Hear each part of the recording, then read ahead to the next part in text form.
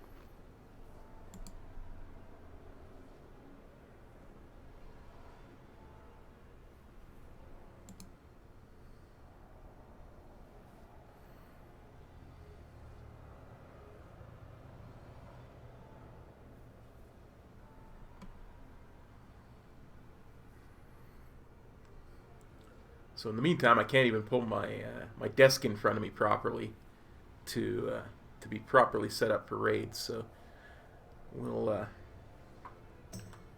since we're still waiting for my drink, let's just pop into our guild's raid channel.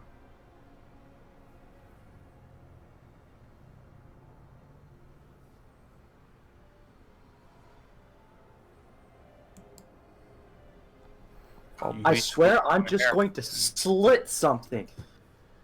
You guys, Hi, you had your why is your everybody so everybody. Oh my god, Drew, it's so annoying. Get out of the game. Do you need to talk to someone, dude? I got a number for therapist. She does phone stuff. Yeah, I have a Tokes or an OMC or She whoever. does butt stuff? What? Hey, Thomas Does, McKenna, phone how's it stuff. going, buddy? Oh, phone stuff, gotcha.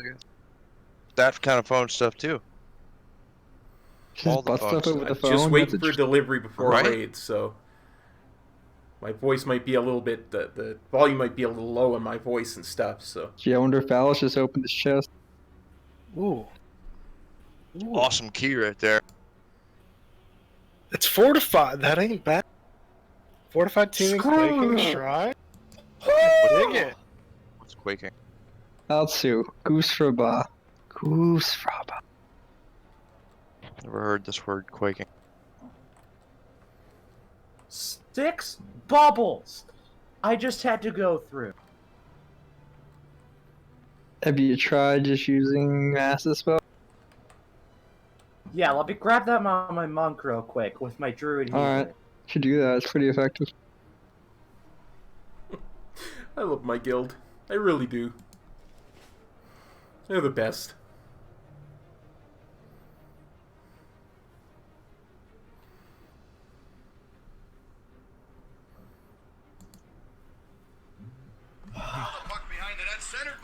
I'm going to get rank 4 Caustic and Strike if it kills me. What's rank 4? Martinez. 2400. Good luck, bud. I'm at 2250 right now, so we're close. What do you play into? Just like usually I like to run druid heals with my monk DPS. Hi. Why, hello there. What does conflict look like though at rank 4 for you? I have no idea and I don't care. I want it now just because I don't think it's there's close. any visual effect for it. There's no visual effect for rank 3. It's because rank 3 doesn't have a visual effect, but maybe rank 4 does. Okay. Maybe it changes the icon to be slightly red. I don't care. I just want it. I think he wants it, guys. Man, a lot of people have strong opinions tonight. Right? Everyone's I'm fucking so upset. fireworks. I fought 4 Everybody paladins. go in a grab row. a beer and mellow out. I'm Do your- 19, 18, whatever age I am. You Do heard a us. marijuana. Go inject a marijuana. You could inject them? Yeah. Great influence, Shallow. What, you Americans can't drink at 18? Follow 6 Percocet. Pop, come on, bro. You can do it, bro. Try. Just, grind it up really tiny and water and whatever. Melt it. Yeah. I feel like I you wonder if that haven't would figured out the fucking actually- logistics of this. I mean, I wonder I what hope would you have happen. it. You How are you melt gonna them, get like a leave- fucking clog in your veins and die? if I Well, had to you get would it? die for sure. I'm just wondering what would happen physically to the plant if you melted it. It's just gonna burn Well- up. It's not gonna melt, right? I mean, anything you inject, you normally filter through cotton or some shit. Not that I know that. Yeah, leave this well, yeah, conversation no, to you guys. Definitely wouldn't know that, huh? No. Surely THC can be liquefied. I mean, Pretty it sure it usually can. is. THC Well- is normally liquefied. It's You guys haven't heard technically about not the new liquefied, diet law? You press it and get the oil out. Instead of cucumber and lemon water, it's weed and lemon. I mean, come on. Train. Plan. There's also a train outside, by the way.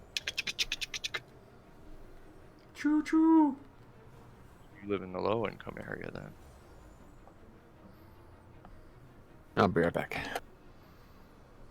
It's not the worst, but it's also not the best.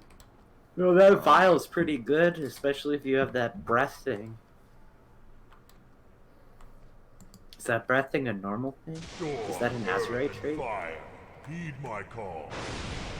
Sorry for missing the last couple of What streams, is it, but I'm DK? here no two better late Yeah, than it's a trait. It reads breathe frost in front of you, automatically pulling half the. Oh, you're the Done. you're the You're the best, Theo. Thank you so much, Good buddy. DK. Appreciate it.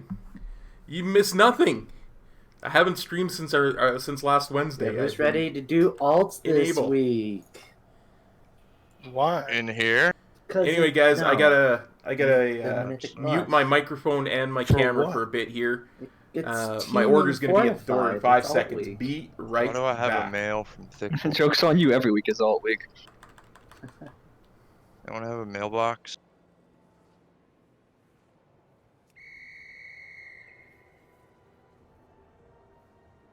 Wait, there's a group? What the fuck? I would like to check my. Wow, you really? Thanks for the bleach, guy. You're welcome, bud. Make sure you drink it nice and fast. Oh, I will. Can we play Power Hour but with bleach?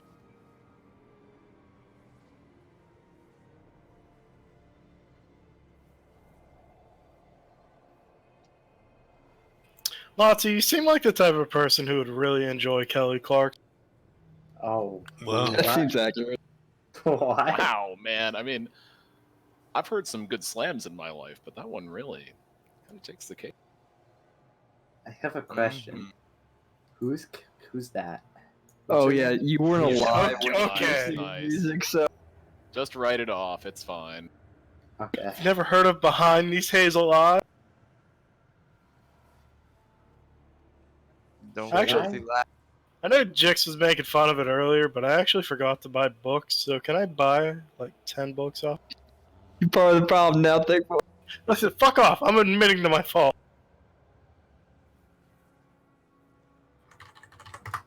Is anything gonna soothe the rage tonight? Did you really send me all this bleach? Are you serious? Yeah, he sent it to me too. How kind of him, isn't it? How come I didn't get any bleach? For God's sake, You I can sent have you mine. 2 stacks of food and you didn't send me any bleach? Fucking rude. And you know know when a that- panda sends you food, that's like real love right there. You know how the song goes, give me the bleach boy and free my... I thought it was if a panda doesn't eat you, they really love. Well, then you're just, you become a part of their soul for it. Well, that's what you do to people with the same name as you. You absorb them and eat eat them and absorb their powers, yeah. Kill them, eat them, absorb power. It's kind of what happens to everything in this game. does anyone have any Fusaka on them? What does that even mean? Sounds Some in the bank. foreign, not into it. Yeah, it means put it in your bank so you never have to ask that question. Yeah, I thought I had I got some. you. 1 second. Oh. Fuck. Thick boy, do you have any of that mastery food I sent you?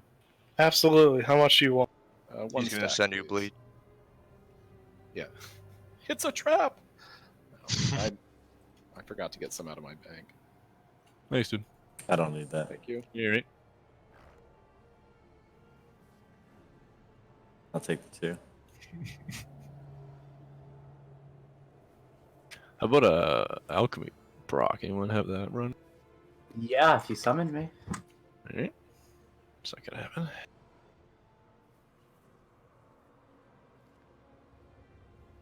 I actually do. You can overrun my person.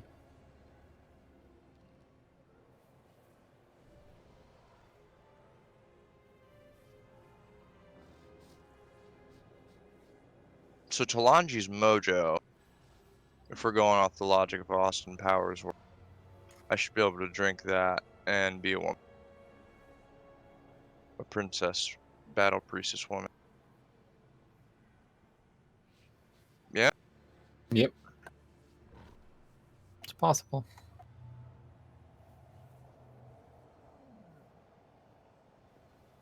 That I can identify as 2 things.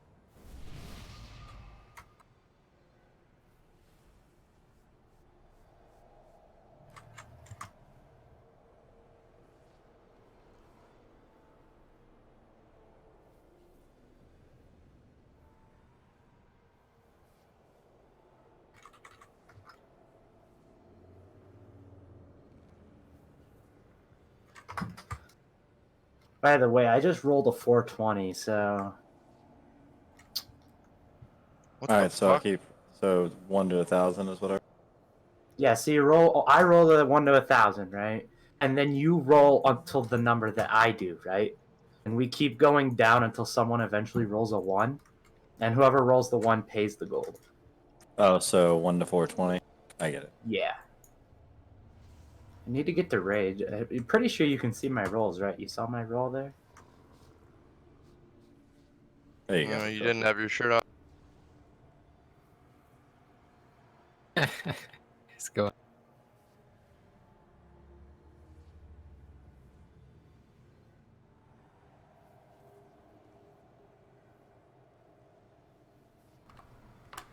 Okay, we're back. Still gonna be AFK for 1 second while Got I it. take my pills.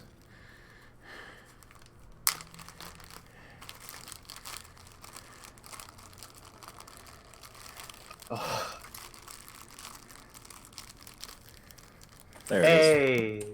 So then you would theoretically pay me the gold. I don't know what we agreed on, though. So we can drop that one. Oh, I would pay you? Yeah. That's how It's that the- works? That's how that works. So then you would pay me. So you lose if you get a 1. Oh, Sounds not, made this- up. not in this guild. Wrong guild. Yeah, not in this guild.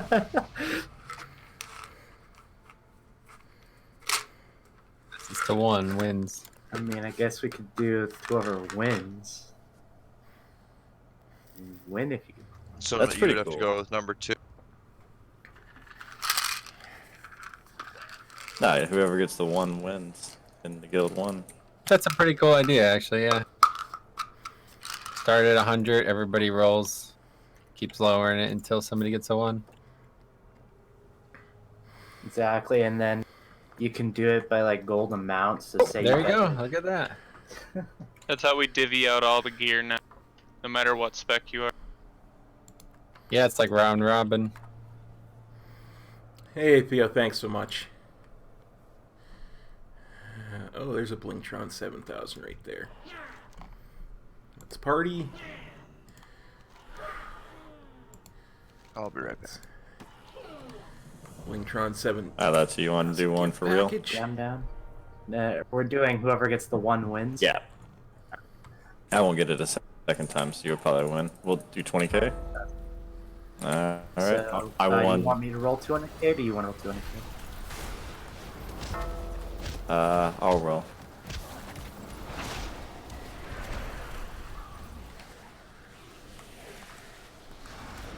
Oh, 20? Sorry, I did 200. Yeah. You want to do 10 times the amount is usually what it is. Okay.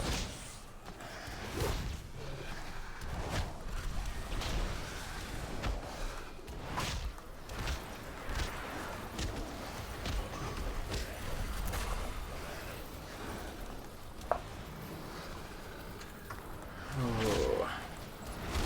I am not engaged right now. Some math involved here.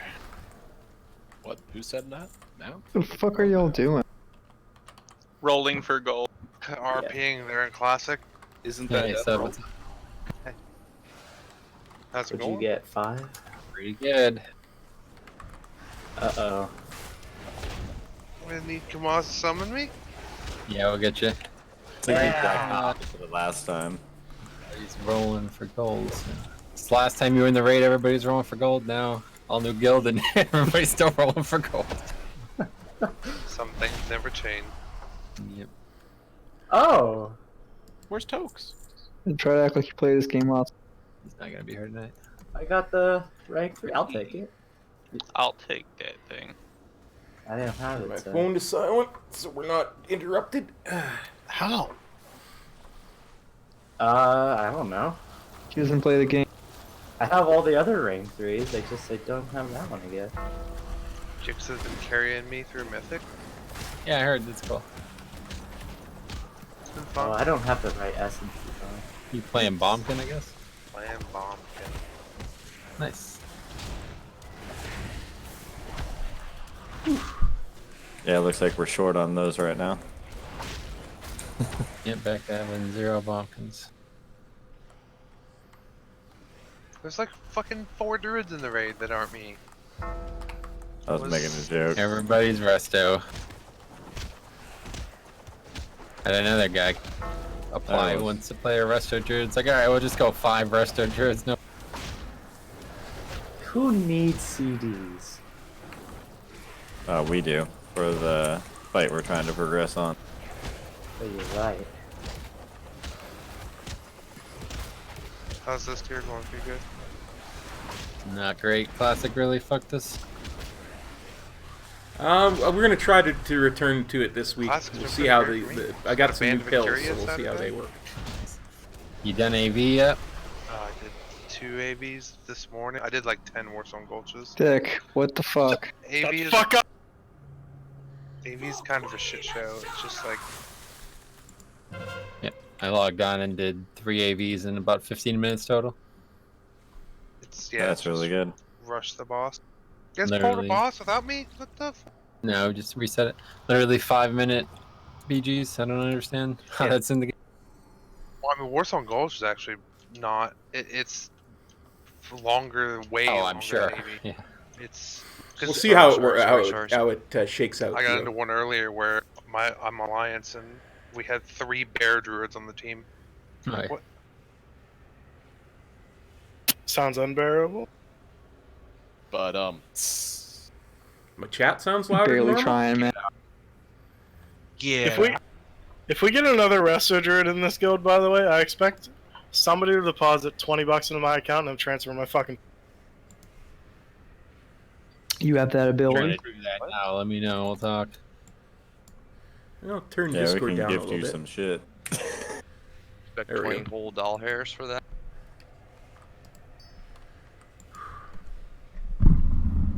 Alright, so just waiting on Rick. If for some reason he's not on with the next few minutes, we'll plug the last slot. But thanks to Sub and Sizeable for stepping in tonight. Folks and a couple people aren't going to be here, Sarah included, so that means we're not going to have enough healing for progression, which is fine, I guess. No big deal. We still got some things to learn anyway, so hopefully people are getting the essences and stuff that we need, and we'll be in good shape. Just hang tight for a bit. We'll give Rick some time, and otherwise we'll get going. I still need a sub. I'll do it.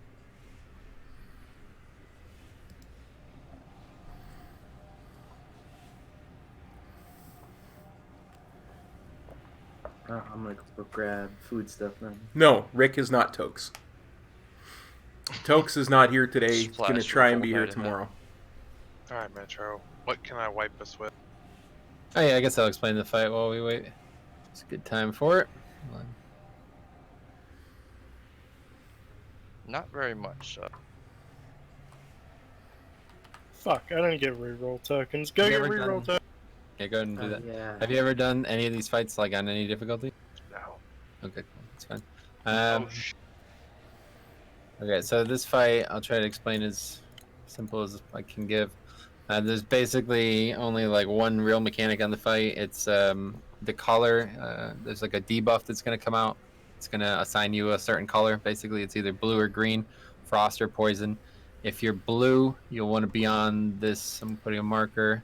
You're going to be on this side of the room the whole time. If you're green, you want to be on this side of the room the whole time. That's like the overarching strategy of the fight.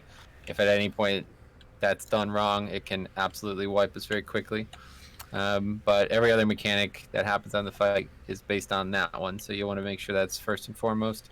After that, the only other real thing that is ever going to have it happen that might be a problem for you is you're going to get like this kind of circle around your character. It needs to be soaked, and when it expires, when the debuff that you have expires, it will drop a puddle of either frost or poison, depending on your color, on the ground. But it needs to be split probably about 4 ways with your health pool for you to survive. So just make sure you don't drop it where everybody is. Ideally, everybody would be pretty close to blue or green, depending on the colors as ranged. So you'll just kind of run, if you're on blue, you'll just kind of run to probably about like red. Don't run so far that people can't keep up with you, but run far enough that it's not going to stop, it's not going to drop it right next to the group. That's the biggest mistake we make in here every week is people drop it right on top of the raid, and that's a real problem because then we don't have anywhere to fight the boss. So that would probably be the biggest mistake that's possible to be made here. Really, in terms of the actual fight itself, though, all the normal and heroic mechanics are more dangerous than anything else. But I guess the long story of those is that there's going to be a time where the boss is going to invert the colors. I think it's going to pick like 4 people and invert them. So if you get swapped, like if you're blue on the beginning and then you become green, you're going to be rooted for a few seconds, and then you'll have to run across. Just take the shortest route possible. Don't labor. Just get over there. Even if you cross some paths, it's fine. Doesn't really matter at this point. But the other mechanic is she's going to like shoot out icicles in every direction. One side is all going to be blue. One side is all going to be green. Provided I'm awake, I'll have the boss facing the correct way. So you should never get hit by the opposite color, but still you want to get hit by the same color as little as possible, because it will do damage to you, and obviously not ideal. So there's going to be like kind of looks like the frost mage type icicles. They're going to shoot out like very, very close to each other, maybe like every 2 yards there'll be one shot. So just kind of wait until one passes, and then you can kind of stand where it was and let the other ones pass you by. But that's really the whole fight. If you survive, that would be all you would need to know. But yeah, either way. We'll attempt to do the mechanics as correctly as possible from what I know. Yeah, it's not that. There's not a lot on this fight, but it's very high damage. Like every portion of the fight deals a lot of damage, so you'll probably get killed. Yeah, I mean, no big deal. I only have 120,000 less health than most people. Yeah, that's crazy. What is that from? Is that the neck, I guess? Yeah, probably my next lane. 455. It's only 61. That and just items overall. Missing out on 12% stamina. Okay, there's Rick. Alright, let's get one more summon stone down. We'll get it going. Well, I only have 2 cauldrons left. I'll have to get more by tomorrow. Where's the 12% from? I'm only seeing 2-3% nodes I'm missing. They unlock as you get farther in. There's 3% for you to use. Yeah, I have 2 of them. Yeah, there should be a third one underneath the last minor trait you get, and then there's one more at.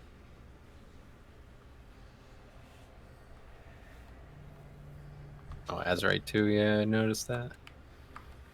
Alright, help summon Rick. He's on the loading screen, I guess.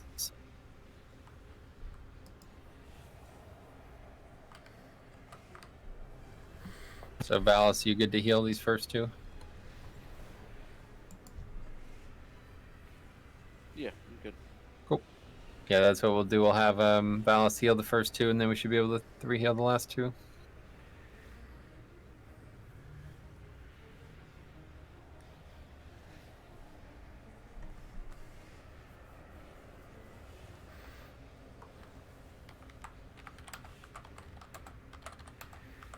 I don't know if you still have the add-on installed. Exorcist? Nope, not that one.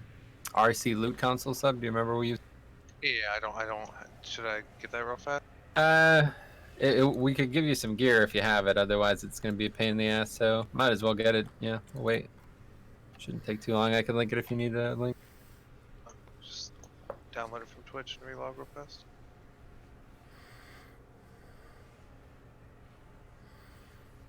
Just in case you need it. There's a link in Discord.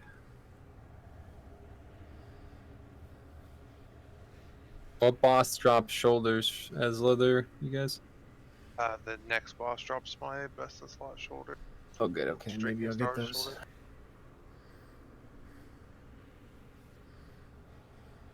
So RC Loot Council, right? Yeah, that's it. Didn't we use that in the first tier? A little bit?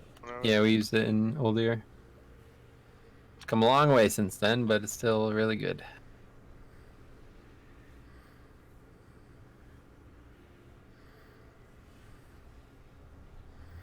Let's see, what does this boss drop? Is there anything I need?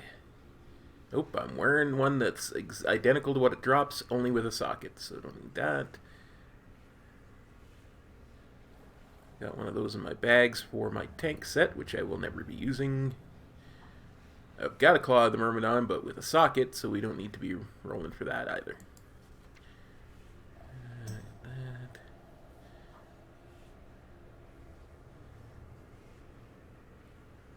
I wouldn't say no to a 455 Diver's Folly. 2 of those. Don't need one. I've got one of those anglefish feelers in my bag, so don't need that. All set? Yep. Alright, check for the that. pole. Here, let me drop cauldron. Groups 1 and 2, take 2. Only got 2 left. That's the first one there, so. We'll need to repair somehow.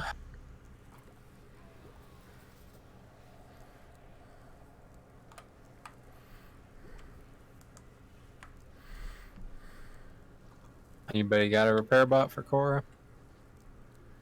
I do. There you go. Jeeves is down. Make sure everybody repairs.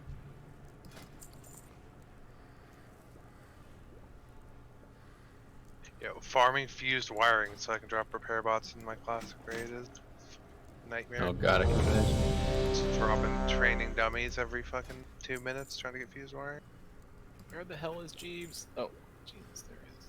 in a pile of people.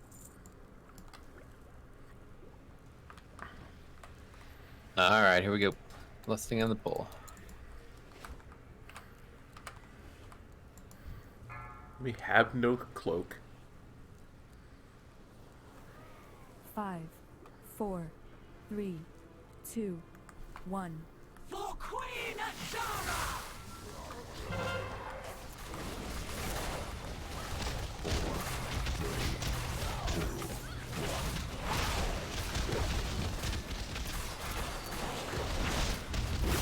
Forgot. I I'll gotta take the turn off first my AoE tip damage tack. here on the big. It covers too much crap.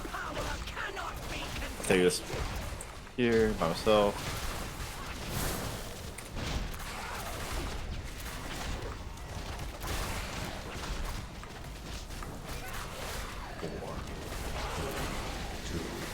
Four, 3, 2, 1.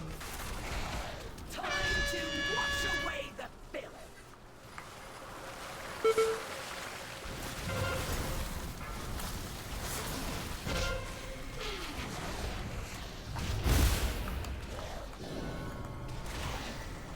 I will pierce your heart. Ready to get somebody out? I need help this time. Soak Felder, please, guys. Linkster, you got 5 stacks. Felder got 5. Shallow got 5. 4, 3, 2. Remember 6. Shallow 6. Linkster 6. Come on, guys, clear it up. Gotta clear before this mechanic happens. Come on, guys. Why are you guys not clear? I don't get it. Wipe it up. I did, and then I died. You gotta clear well before this mechanic happens, guys. We can't have multiple people with 6 stacks when this mechanic happens. We'll just... Dropping a thing on top of the portal is not a good idea. How do There's you, nothing on top of the portal. Oh, on that side. Oh, jeez. How do you clear your stacks? Oh yeah, so you talk to the... or talk with... You run into the opposite color. So any of the players or the mechanics that are the opposite color as you, if you make any contact with them at all, that's how it's going to be. It'll automatically clear your stacks. So basically every second you have this debuff, you get a stack that's like doing more and more damage, and then when it expires it does a ton of AoE. So why we wiped there was because we have 3 people who did have no seemingly interest in clearing. We got 6 stacks, and then the mechanic happened, forced them to clear, and we took an unrecoverable amount of DPS. Although we really should have been fine, but that's why we wiped.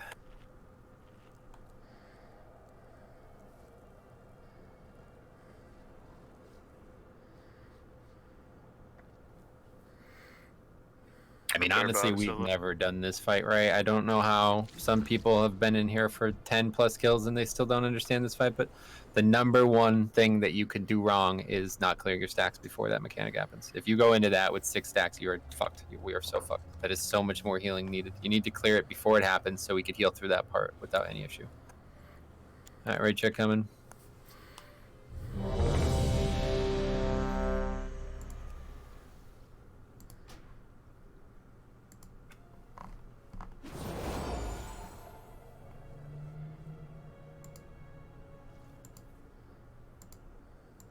All right, here we go.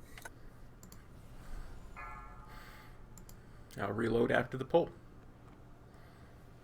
5, 4, 3, 2, 1. For Queen Ashara!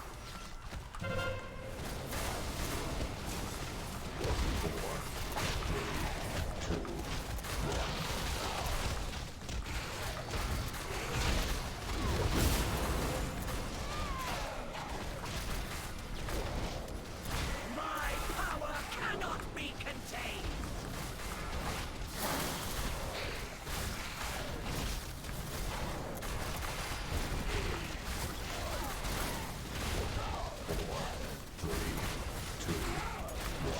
Four, three, two, one. Time to wash away the filth!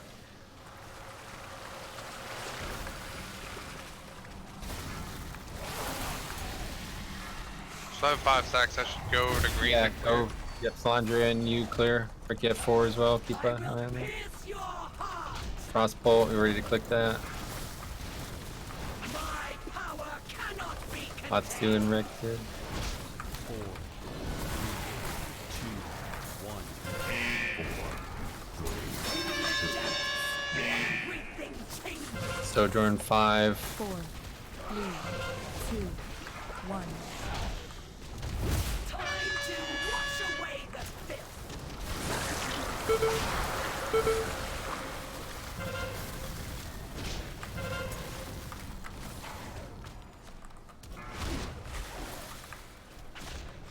Oh, she got 5. 4, 3, 2. My power cannot be contained! Charlie, you got 4, 5 now. Crush.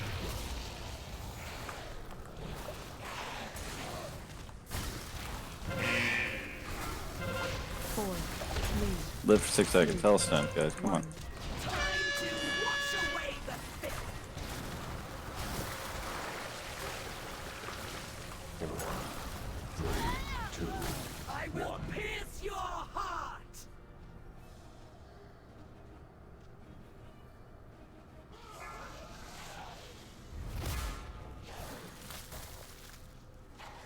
I use my health stone. I use my health pot. Blue needs up. Game as Valis got 6. Let's go. 4, 3, 2, 1. Time to wash away the 1. filth! Valley, do you get an innervate, please?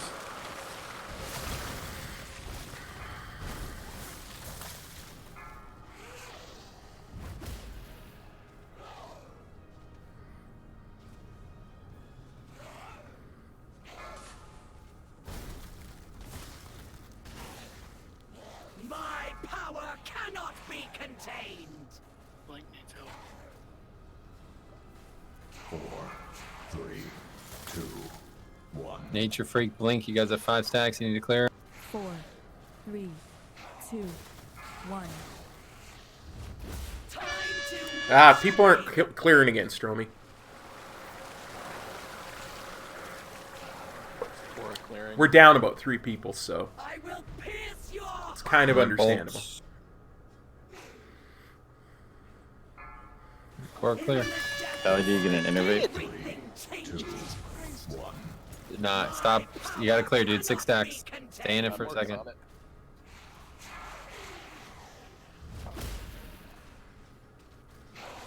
4, 3, 2, 1. 4, 3, Hey, Lambie, how's it going, buddy? 1. Time to wash away the filth! I'm holding the floor down. Very important job in any raid fight, holding down the floor. 3, 2, 1. Ensuring the It's quite a floor does mess not of suddenly rise up and destroy us all. It's pretty good, to be fair. They're not close Talking enough to about be a that. problem. Green side. Yeah, both.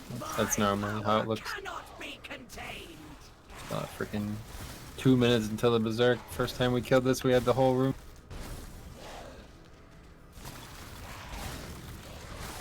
4, 3, 2. I don't think I've been here for a first kill at all this team. God damn it, Loud. Suck it! .02. That's triggering. Oh yeah, that is literally 0.02. I got my Storm Earth and Fire. That's what I get, man. I went out to help Shallow when he solo soaked. If I wouldn't have done that, I fucking had you. I had to be a nice person. I got soaked 3 times on top of me, alright? I don't know why you came Good out. trade-off. Because I'm a nice fucking person. Do not, man. Oh, I missed who just got wrists? I don't know. Drift now. Oh, okay, they were plate anyway. There's nobody who needs plate in this raid, I don't think. Yeah, I'll take that offhand. What do you got for a one-hander, Nature? I have a 445. Oh, cool. Okay.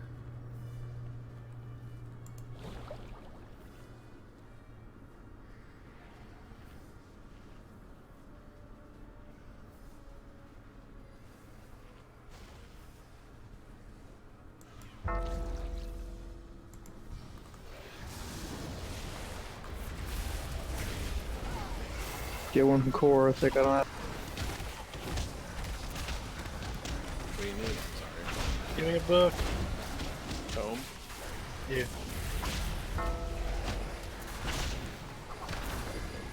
Yeah, also stacks of the mechanic from the previous boss if you need. Just up and trade. Roasted. Wanna know the best part, Jix? I bet your parse there is probably about mid-70. Oh, it's real low. I suck at average. But my parse will be, I bet, higher. Yeah, because like no fucking monk DPS.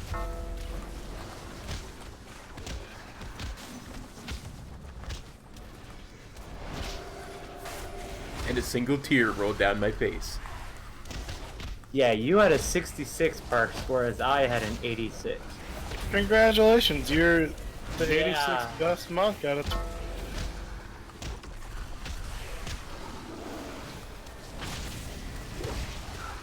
Guess you guys weren't here for A&R when K-Maz was one of 16 Demo Warlocks who killed the fight. Felt that way as a Vengeance Demon at the start of the tier. Yeah. Yeah, y'all were fucking non-existent in old age. It is good you survived. I didn't even know that spec was a class. For our gathering to end It was with barely one. considered a tank back. Enough of these games, Ajara. Face us. Patience, little one. We will be together soon enough.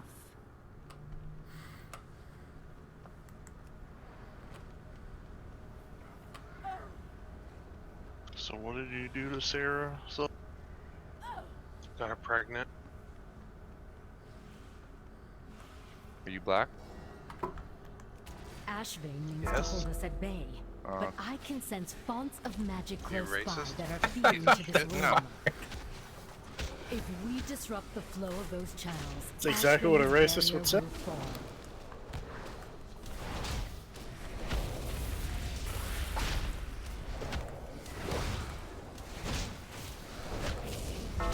Cracking on trash, gotta love. a machine. I don't like certain machine. I got a new Alright, trinket got it. expecting it to do more damage, and it only does like 2%. Which one's that? It's an improve.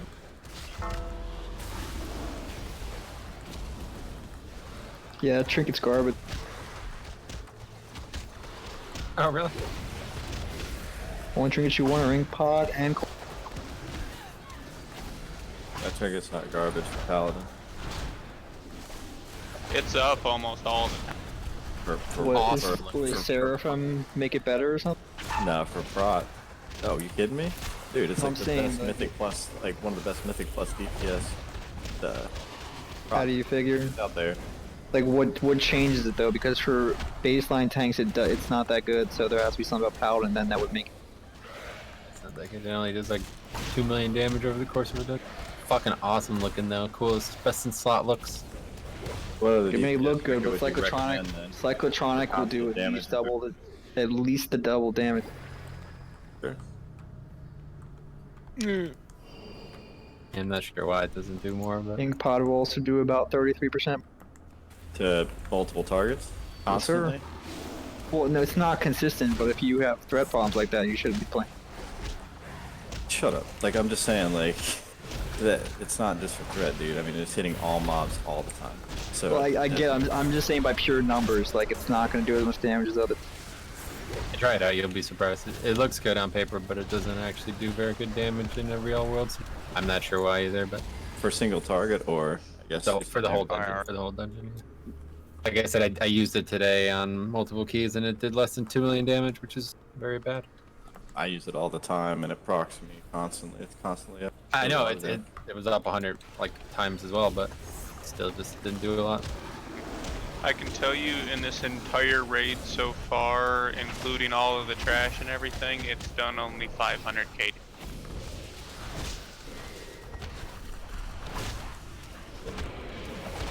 Yeah, it's slightly disappointing. And it's hit well over 300 times.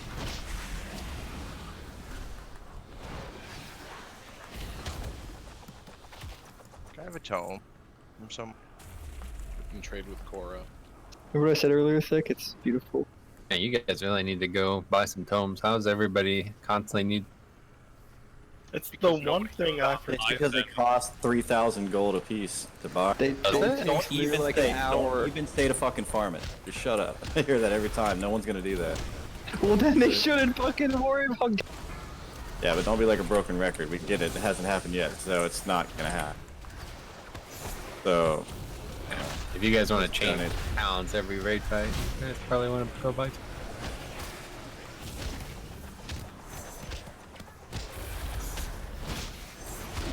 Yeah, it's I still think interesting you should though. I had seen 5 out of the 10 like top prop paladins from Mythic Plus are all using that trinket. What item level?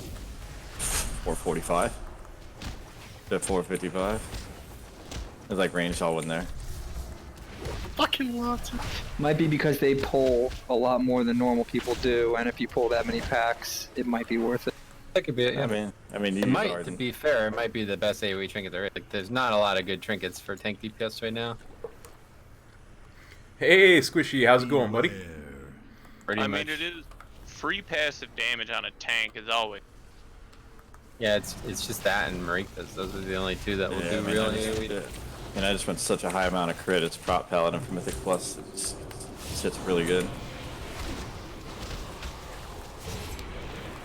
It just does less than this freaking Azerite trait I have. That's the thing that bothered me. Yeah, but what else can you do more, you know? Getting pods like a charm. Yeah, Cyclo is good for real keys, at least in my experience, but when I was doing those low keys today, it wasn't going to do. Last week it did really good. Yeah, but I'm not gonna sacrifice that much strength just to run the proc trinket. It's not gonna happen. You gain more stats from the secondaries on Cyclo than you lose from the strength on a regular. Hey, you've been playing prop paladin, right? So you understand that strength is way more important than a secondary stat. And haste? No way is strength more important than this. For prop? Oh, than haste. Haste is most important, but I'm saying like than other things, absolutely. Well, you just gotta get a haste box that. Yellow card at a decent item level. I run Seraphim, so Cyclo is like even better. Oh, you run Seraphim? Yeah, never.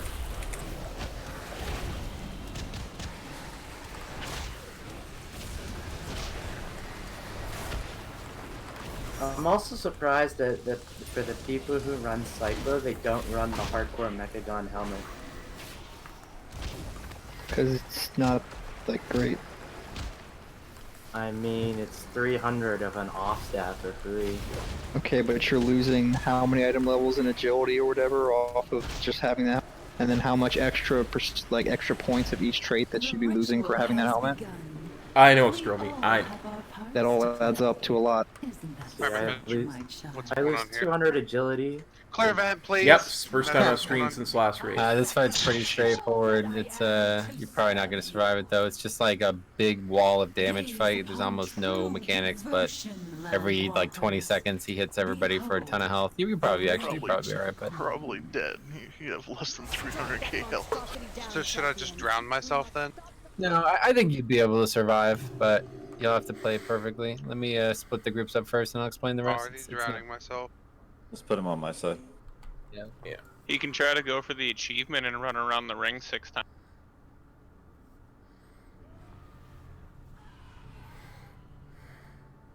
Actually, I missed you guys too. That would be awesome. What is it? Run around the fucking outside of the ring 6 times? Is that what someone said? Without ever going in the water during the fight. And you can't run backwards either. Well, you can in short amounts. Okay, you're not doing that because it's gonna fuck the ad up.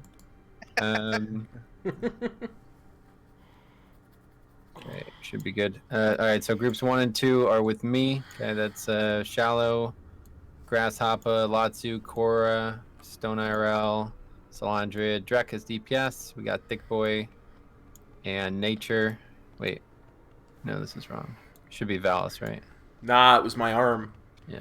Okay. Anyway, My Thick arm and Boy my and left Valis thumb on my side, so that's are 2 really Resto Druids on kinda my messed side. up right now. On the side with Jix, by the way, in case you can't tell, sub, we're splitting the group up into 2 10-mans.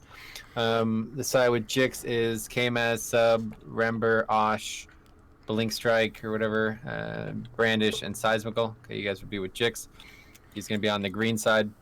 This is very important that everybody's close to him, but not you don't need to not necessarily be stacked on him, but at 75 or higher energy, you need to be very close to Jix, because it's going to be there's going to be 2 ads that spawn, and we need them as far away as possible, and it spawns based on where the players are. Kinda So if thinking we it have might be- a bunch I of might people be on starting to green get and some one dude arthritis like in there, 60 so yards to the right, like I may happens every once actually in a have to while go with see a range, doctor next it might week if spawn it the doesn't ad get any better. completely off center, and it will completely screw the rest of the strategy up. So that's pretty much it. The only mechanics on the encounter is the AoE arcane damage every 20 or so seconds, and then there's tornadoes. If you get hit by a tornado, you will die for sure, one way or the other, no matter how good you are. Hit by a tornado, as the damage, the AoE thing is happening, you're dead for sure, 100%. So best thing you can do, sub, is just make sure you take 0 damage from anything else other than the arcane damage, and it'll probably hit you for like 210k health. You'll probably survive, no problem. So just as long as everybody heals you up after that. What we're talking about with the ads, though, at 100 energy, the boss is going to become immune, and there's going to be 2 ads spawned. We need to quickly rush to those ads, get there as fast as possible, dodging tornadoes and this wall mechanic that is there. Get there as fast as possible and light up the ads while interrupting the small ads that are with the big ads, because very dangerous. Those casts are going to get off, and they're going to do a ton of damage. So luckily, you got solar beam, etc. You could help with that, but otherwise, just do what you guys can to stay alive over there and make sure the ads die as fast as possible. Yeah, otherwise that's it. Kill that ad, then back on boss, rinse and repeat. Very easy fights. All right, check.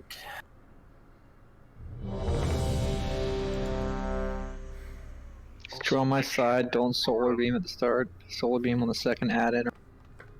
Make sure you stick in the vicinity of, like, the portals on my side, because we need to spawn these ads correct. I think it would spawn on player. They spawn in different quadrants depending on where we are not standing. Basically, we're trying to get metros to spawn sort of in the top portion, and then ours is going to be by this set of stairs. We're right now, we're east and west. They need to spawn those ads. They need to spawn north and south. That they'll spawn like 45 degrees or whatever across. And spawn like clockwise from yeah. So always go to your right, sub. Whenever an ad spawns, always go to your right. If they do get spawned awkwardly, there should still be one closer to your right than the other one. Always go to that one. Follow Jix, and then you'll be good. Yeah, it'll be right about where I'm jumping, where the ad spawns. All right, right check for the pull.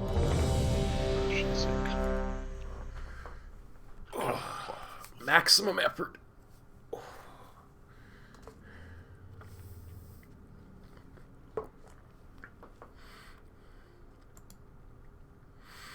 Are you fishing right now? Come on. I was just picking up fish in bubbles. Yeah, there's a new thing. It makes like fish spawn randomly around the room. They're called secret fish. Hold on, Shallow. 3, You can't reset this, can we? Nope. I just did. Yes. So how about How about you just don't pull with your auto shot in the first place? I don't know what the fuck I did. You auto shot the ball. Yeah, but I don't know how I initiated the fucking auto shot. You right click the boss. Yeah, I did not click the boss. Not a big deal. Don't worry about it.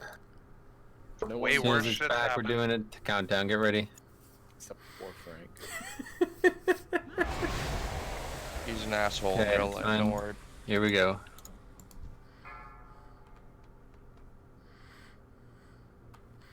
Click or no clicking. Click or no clicking. 3. No escape. Christ. All right. No.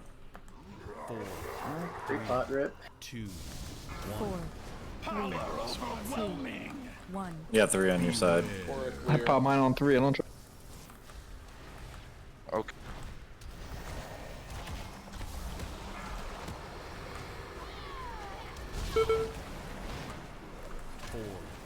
Four, 2, 3, 1. 2, 1. Beware.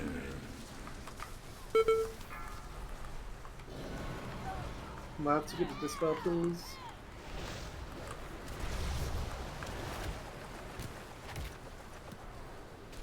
Four, 3, 2, 1. 4. Beware. 2, 1. Power overwhelming.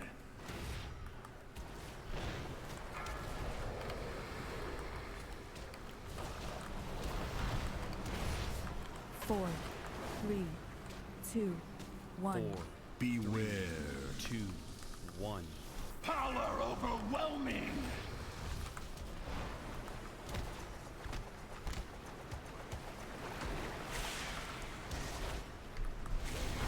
Four, 3, 2, 1. Okay, it's 85. Make sure you guys are close to your tanks. Close to the markers. 4, 3, 2, 1. Overwhelming. Beware. Well, that's no good. Here, quick one. For the burst. Right here. I'll stun first.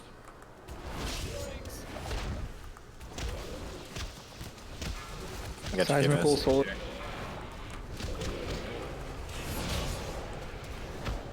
Beware.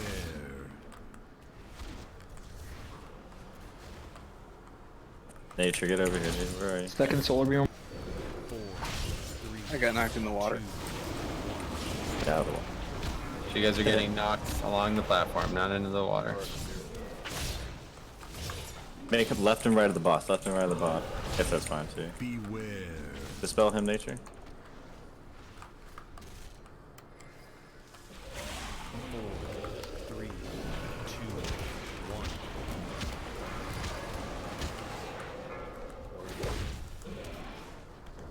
Yes, work on ours. We got the heavy hitter Salandri over here, that's why. Don't inflate laundry's ego, please. 4, Oh, trust me, it's well past that. 4, 3, 2, 1. 4, 3, Power overwhelming. 2, 1. Beware.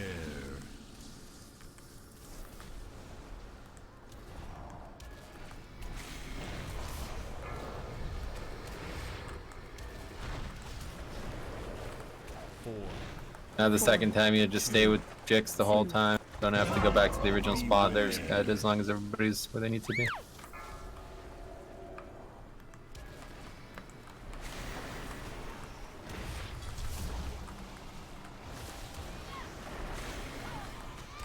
Four, 3, 2, 1.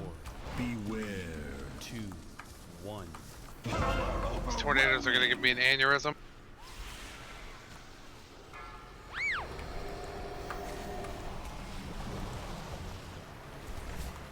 Four, 3, 2, 1.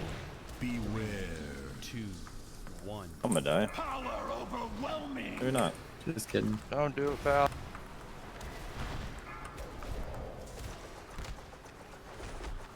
You gotta dispel the other person. There, guy. 4, 3, 2, 1. Beware.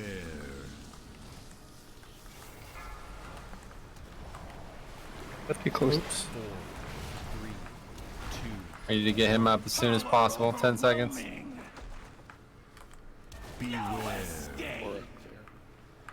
Get him up 4 seconds. 2 seconds. Get him up before you go if you can.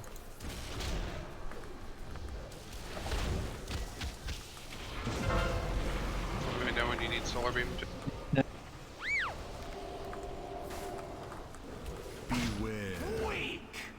Seismic users. What's going on over there? This whole line of shit. King just exploded in the group.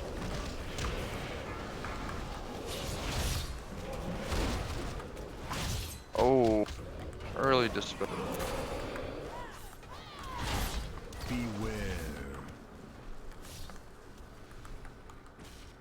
These guys. Just try to stay alive. We'll come over and help. Yeah, I got it. My completely running right now.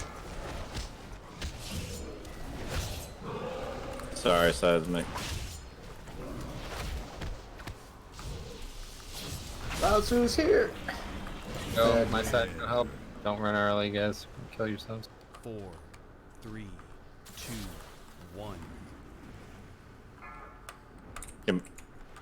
I got it. Asha's himself. Yeah.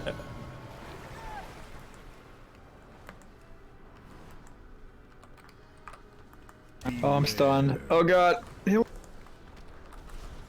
Let me taunt. I can taunt. 4, 3, 2, 1. Hey, interrupt these ads, guys. Let's go.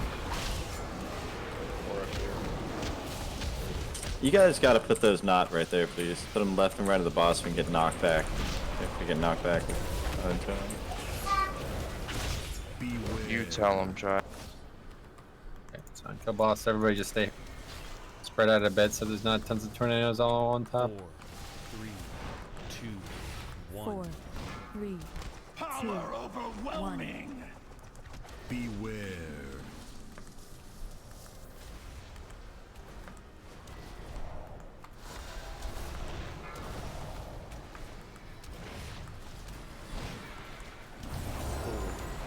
Four, three, two, one. Beware.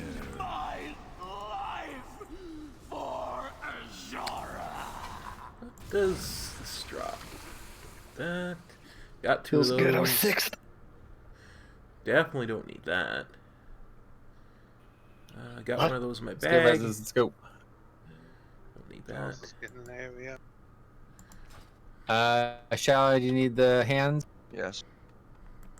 Thick, do you need the legs? Hey, Euphemia. Nope. Still a little sore. It's more my thumb now than the arm on my left hand. Whoa. I mean, my arm's still Gross. sore, Whoa, but whoa, whoa. So you need the trinket? my thumb is actively hurting. We're gonna try to get back to a regular schedule. I'm trying some different medications, so. Want the pan sub? We have to kill these guys. Huh? No, I don't. 5 item levels, but no hate. Cool.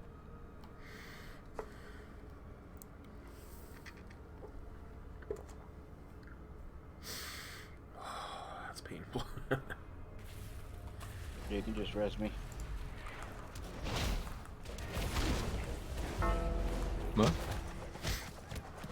I was gonna go click the orb and die, and then Let's do it.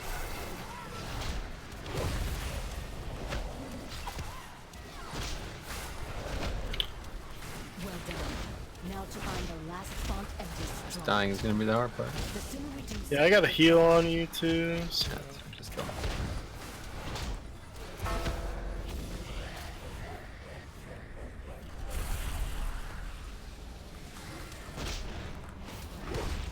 yeah, I thought you said we'll just do it, so I was healing. Yeah, it's fine. Not really any slower, honestly.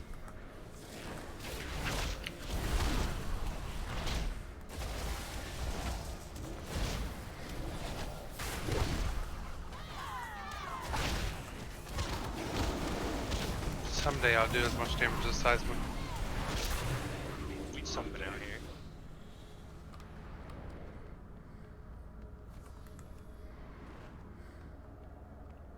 Those arcane missiles are spicy.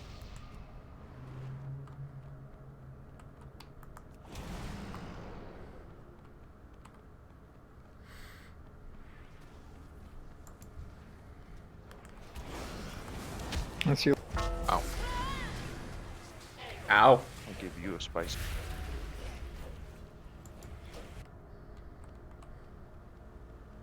What happened the other time? It was a lot of damage out of nowhere. I didn't expect.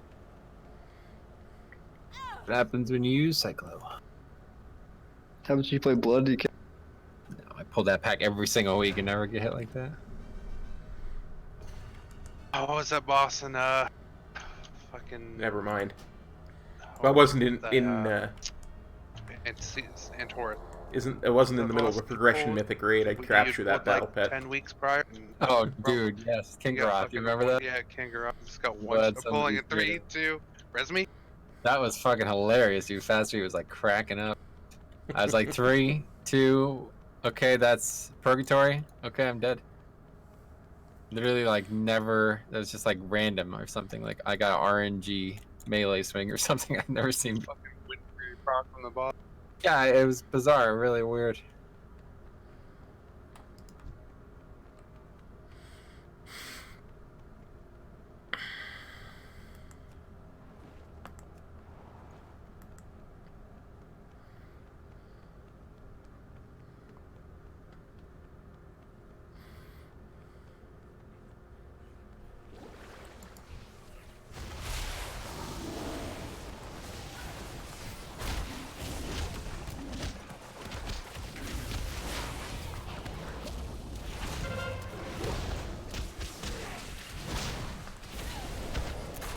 They're up the volleys, guys.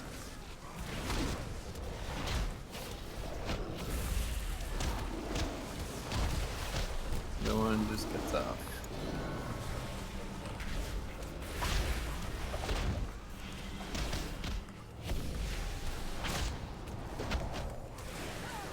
Thought for sure I was running there. Running for what? Because I was stuck in the bubble and dying. Yeah, let's go these before we go. I got you, buddy. It's meant to be a Metro joke.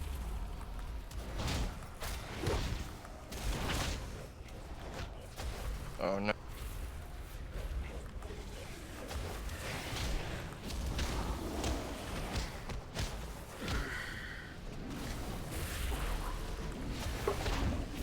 When did Morgraine quit? Classic. Lost about 5 people to Classic. Feels bad, man. Yeah, it is. Especially considering I was playing Classic with most of them and they've made it a terrible experience. Could have easily played both, but Should have played with me, man. It'd been a good time. You'd still be raid. We'd be playing. yeah, fucking I probably would Valorant. not still be playing Classic regardless, but still, it's frustrating. I would say it turned like sensible people into absolute idiots for no reason. Yeah, 15-year regret. Yeah, it was like if the mentality had to be regressed too, not just the game it was on.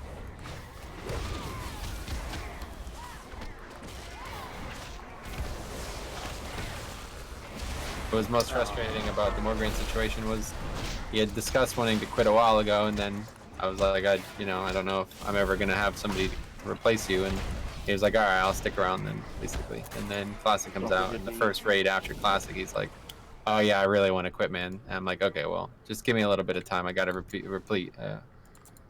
redo the roster, basically. And he was like, I was like, you're gonna be able to stay for a couple weeks still, right? He's like, yeah, definitely, I'll be here, no problem. And he never showed up again. It's unfortunate. I haven't really talked to him. Sometimes he asked me if I was playing. Do a PoE league. That's the last time I talked to him. You know, of all the shit that I get, I never left when we were starving for play. I appreciate it. Yeah, it's just bizarre. It's just turned like... Rick, sing me a song. just turned like normal people into liars. It was really weird.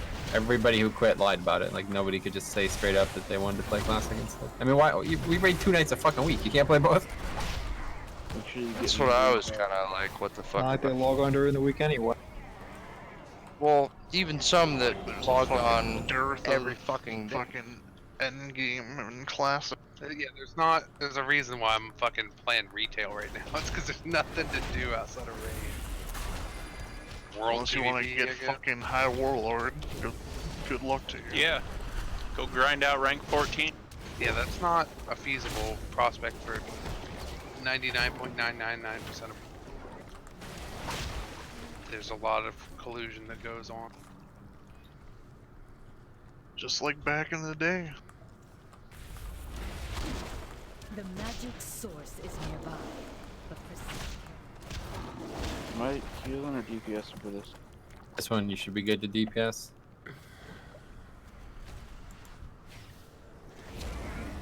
Oh, I gotta go and eat. It's not like it's good, but I can't actually use Starfall properly in this fucking tunnel. Can't use Starfall property. What the fuck? English. We're doing good at English. Technically, if it's more than like 9 targets, then it kind of equals out to just lunar striking and sunfire. Probably As I was saying, put it on the fucking ceiling and you can't use Starfall properly at all this expansion because it's dog shit. I don't like. I was reading into Boomkin. Hey, I say at the beginning of these One of streams, the warning first things strong I saw language, was Bob. everyone just Sorry. talking shit about Starfall. It's like, how could it be bad? Oh, it's been nerfed 63 times for no fucking reason. Gotcha. Right, compare it to WAD Starfall, and it's like it's not the same spell. It's hard to believe. Considering To the be fact fair, WAD Starfall was a little stronger than it needed to be. To be fair, like there wasn't a Boomkin class. It was just Starfall before. I'll explain the fight a bit for sub then while we start. This fight is very interesting. I think you'll like it. We're underwater the whole time. Obviously, that's basically one of the mechanics, so it makes the fight a little bit easier on that front. But the main thing here is handling this inability to basically, while we're underwater, we have a debuff, long story short. So there's going to be 2, I'll mark them both now, one with skull, one with red. You see those? There's going to be 2 on each of these 3 platforms that we're going to fight this boss on. The first one on every platform, we're always going to kill absolutely immediately, like the first thing we do on every platform. Okay, so we're going to start the fight all attacking skull. Then when skull dies, it's going to emit a little green puddle like the trash did. And you're going to want to get into that green puddle as soon as possible and get a buff that's going to allow you to be healed. If you ever don't have that buff, you're going to die. You can't be healed and there's constant damage. So that's that. The reason that it's a complicated encounter, though, is because there's this mechanic that when you're within 5 yards of another player, you splash them with nature damage. So if it was, not in the game, you would all just literally stack on skull, kill it, and do the whole fight there, and then go to X, stack there, kill it, blah, blah, blah. Can't do that. So you have to spread out. You have to get the buff and then get out as quick as possible. Any, second that you're dealing damage to somebody else is a second that they're pretty close to dying. So as soon as possible, you get that, get out. The main new mechanic on Mythic, though, that you're going to have to deal with probably at some point is it's going to pick... it's going to put a green line from the boss to the player, very similar to Paragons of Calaxia, if you remember that fight. It needs to be soaked, and anybody who's in the line and hits another person will splash them with damage. So ideally, the person who has it will be as far away as they possibly can be, and everybody in the line will be able to be... they'll be able to spread out within it and soak it without any problem. That part doesn't really matter as much anymore. We'll heal through that, no problem. But just realize if it's on you... just don't go up, down, left, right, nothing like that. Just run directly backwards. Whichever orientation you are to the boss, the lines respect, just go directly out. Swim directly out. Don't go up, down, left, right, nothing like that. It'll make it so it's harder to soak the line. Even if you just stood still, it's fine as long as you're at range. Okay, so you're not people aren't supposed to soak the line? No, they are. 9 times out of 10, we're going to soak it.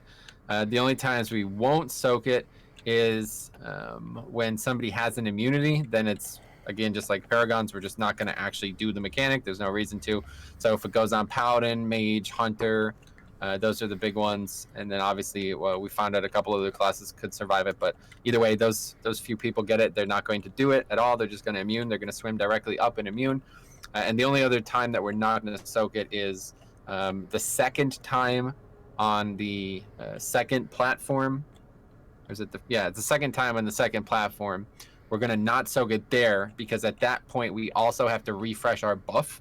So whoever gets it there is going to probably survive. I'm going to soak it with them. Everybody else is not going to soak.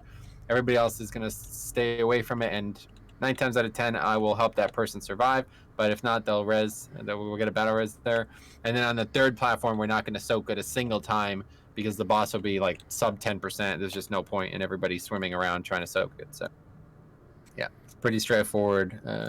Like I said, the half of the fight is being in the third dimension here. So. Yeah, I don't know. Yeah, you have that swim thing. Okay, cool. All right. So yeah, raid check for the pull. Get the skill there.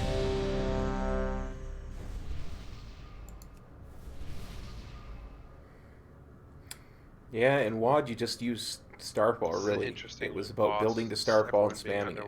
Cool. Yeah, it's a pretty cool encounter. Like I said, they made it a lot easier than they could have just because one of the mechanics is you being underwater effectively, so. This is only what they promised us like 8 years ago. Alright, here we go. Range, you can start on the fish, so when it pops, you get the buff immediately. It'd be helpful. 5, and none of y'all forget. 4, 3, 2, 1.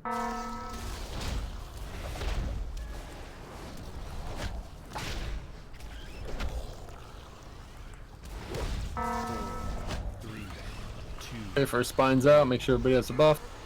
Barb's unbalanced, it's okay. Really bad positioning there. 3, 2, 1. Sorry, I lagged.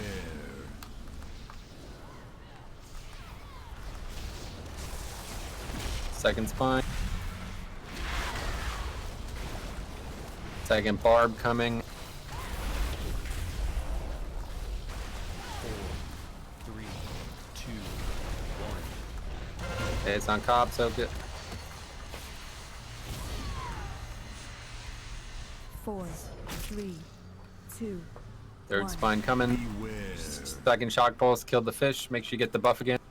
Everybody refresh your buff on the fish. Don't kill each other on the...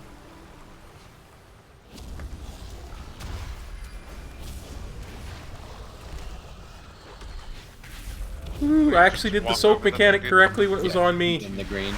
Never done Okay, that third before. barb. Sun size will soak it. What rank up to it? 4, So now's the time to top everyone off. 1. Beware. Pulse, swim out, don't take damage.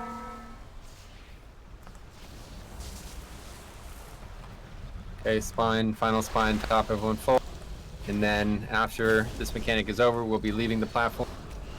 If you still have the radiant thing that allows you to be healed, don't swim until it's over. Don't go until that mechanic is off you, and then you can swim. Otherwise, you'll die. So wait till bioluminescence falls off to leave? Yeah, You it's can off you now. leave sub 3 seconds on it. And then avoid the jellies. Yeah, don't swim through the jellyfish on the way over. I saw Finding Nemo. Alright, kill the new pufferfish.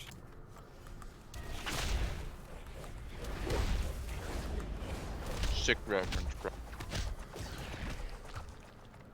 You ever find his mom?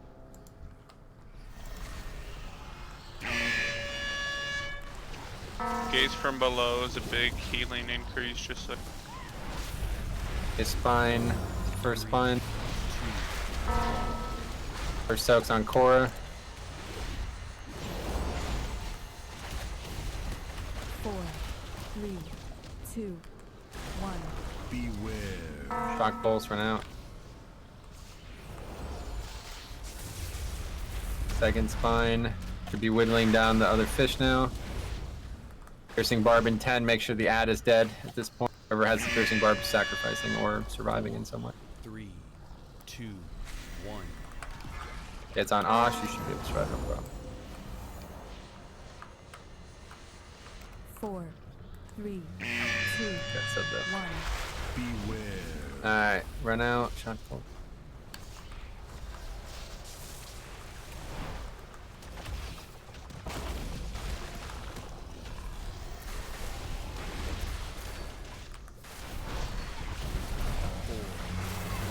Spines. Another barbs on Rick.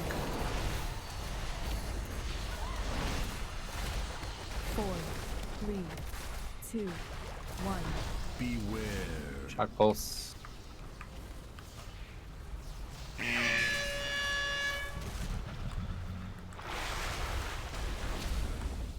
Uh. 4, 3, 2. I thought he was already at the new cave. That's all me. I wasn't scared. Beware. So quickly kill the fish when we're over there, and get it before we have to interrupt. Got plenty of time, I'm sure.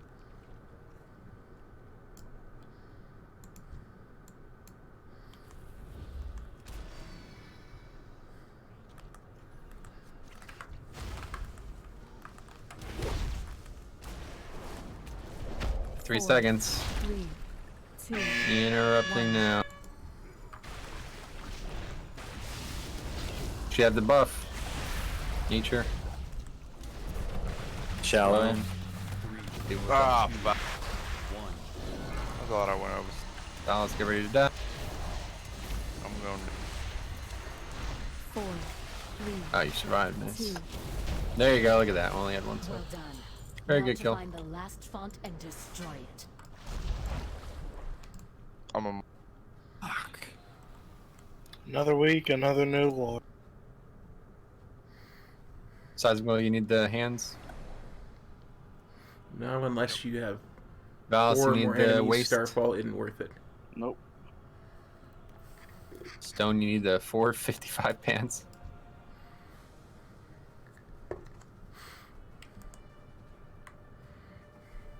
Stone? No, I don't need those. Sorry, I was talking to someone.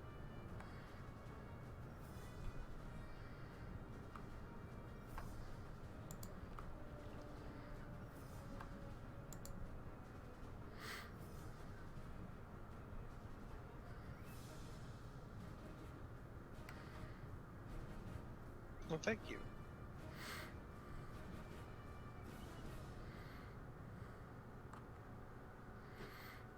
Not entirely sure where the fuck I'm supposed to be going. Back out the way we. Yeah, back out Talk the to way. the seahorse. There was a seahorse that you could have clicked that would take you out. have many, Swim anyway. It's gonna take you a long time to swim. The bearer it's has just fallen. He's Druid. Let us see how That's brave my turn. Ashvane is without a magical shield to protect her. Ooh, Ashmane. We had a deal, Ishara. Give me the power you promised. Oh, I intend to. I merely wanted our guests to bear Everybody witness got those to pants? the At the end, ready? glorious ascension. Oh, you got those pants? Oh, yeah. No! First upgrade in a long time in raid, but up to 451. Who had those You asked to be hands belt? powerful, Priscilla. Hands were size and gold wrists were, Consider or our bargain belt was complete. Valis, I think.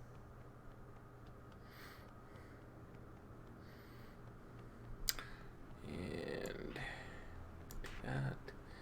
I had Oh, to I take gotta a also phone call, but reload. I should be back before you're done explaining to Michael. What's up? Me? No. We're gonna tip tack for this last boss.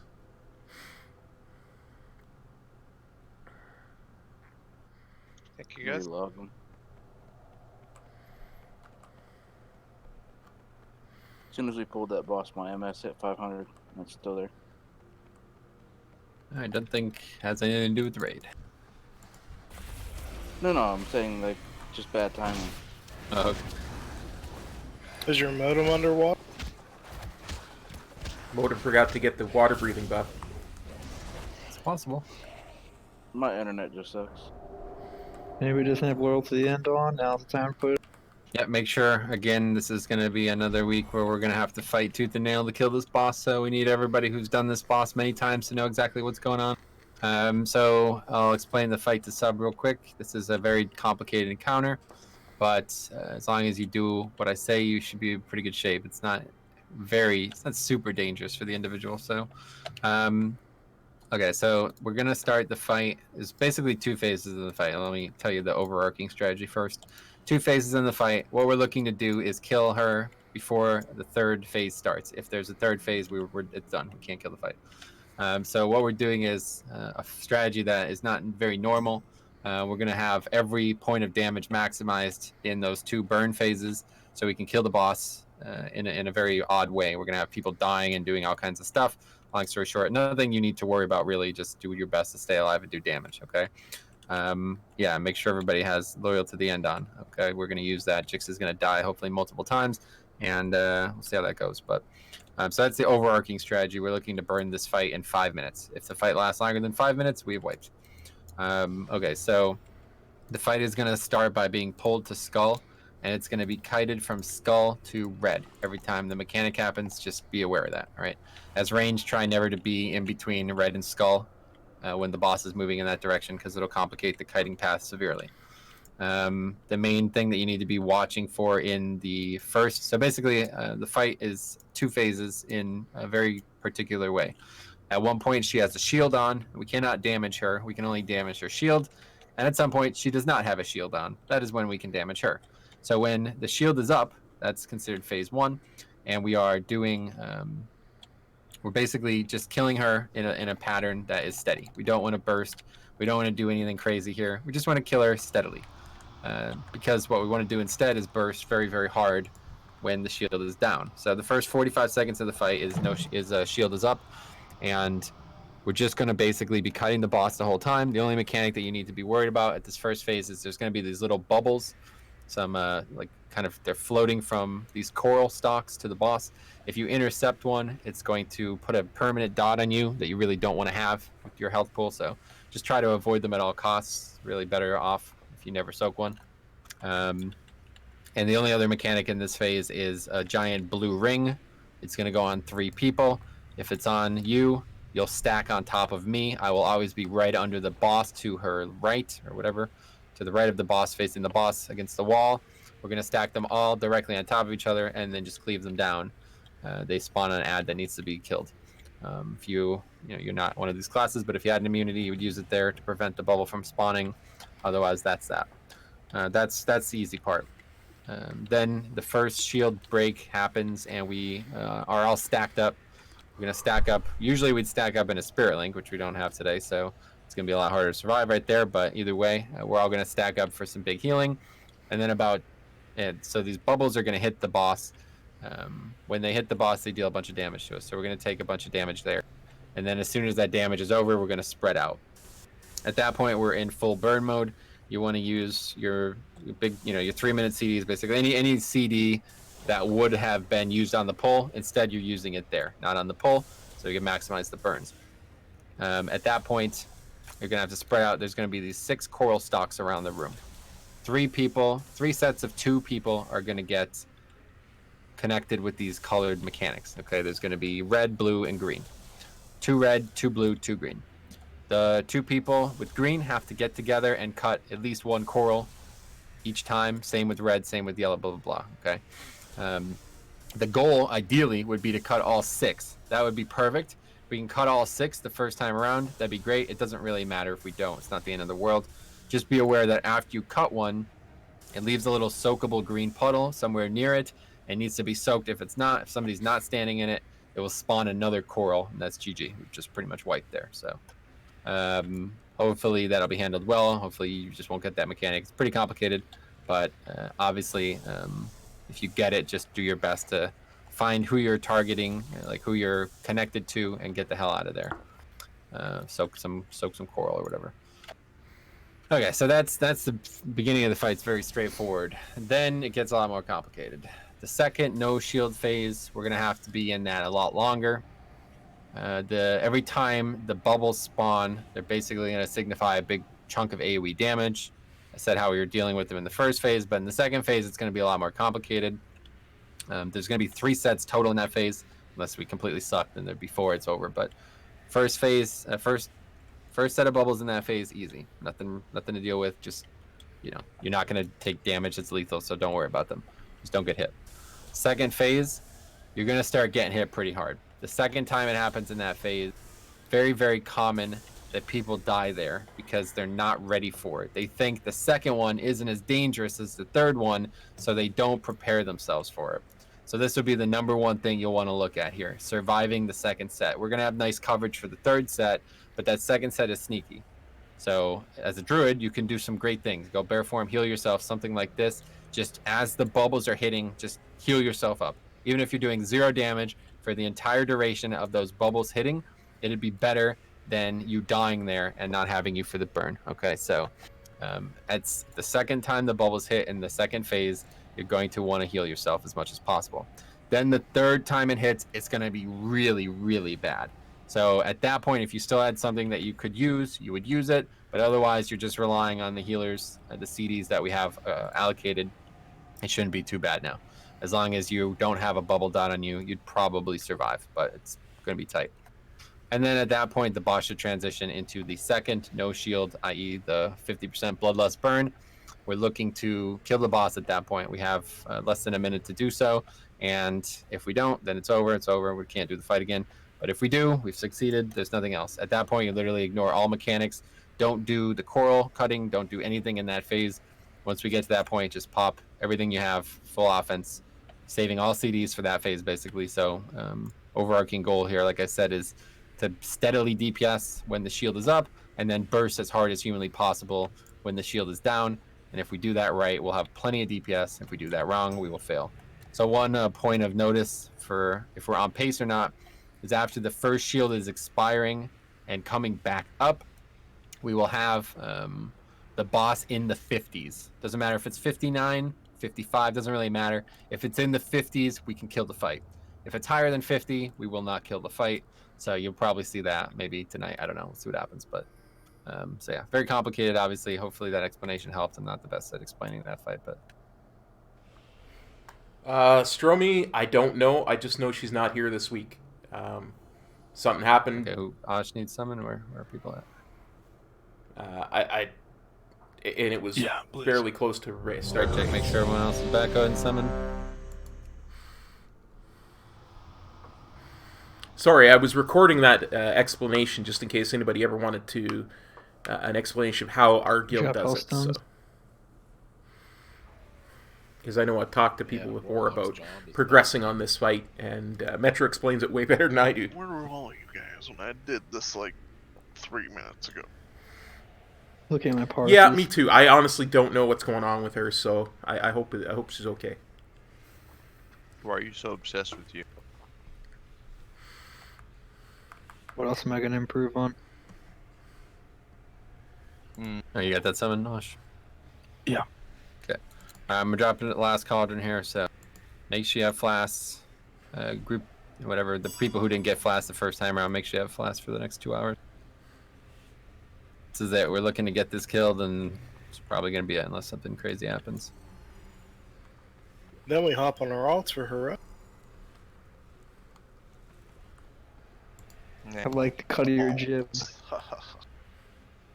Just more like we get our main raiders some ink pots that never fucking drop. Eat up, guys. A lot of people without food or it's expiring. Please eat.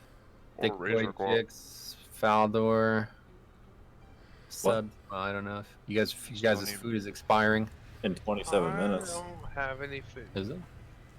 What do you need?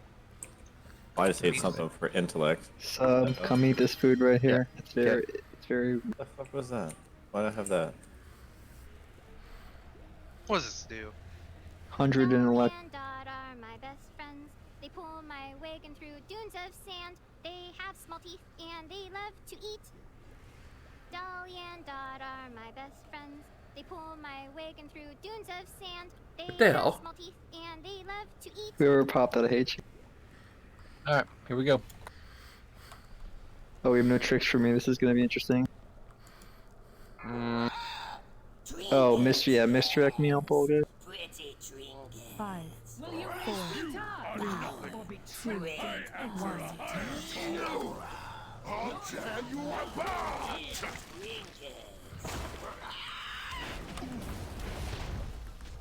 Oops. Hit the wrong button.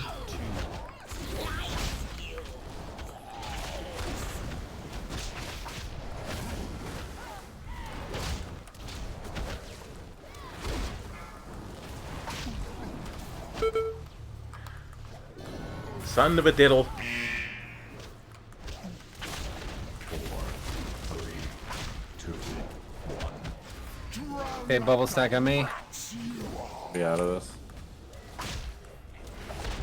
4, 3, 2, 1. Okay, make sure you don't get hit by these here. Well, coming from backside, be careful. I'll get this one. Okay, stag up, no link though, so... I got start Aura with that. Mastery. That's what we decided.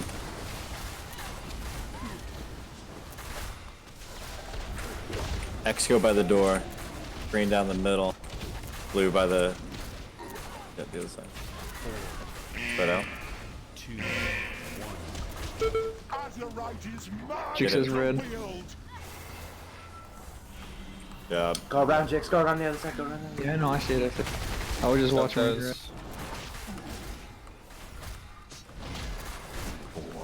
Yeah. Another set of bubbles coming. I think I'm gonna need to be broken here. No, got it. Last second. Alright, break these two quick.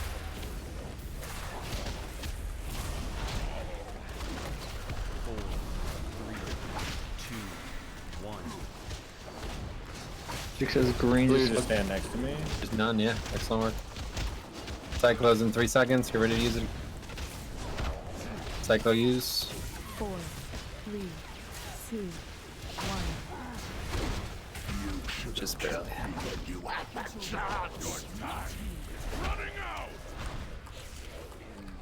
You make like this.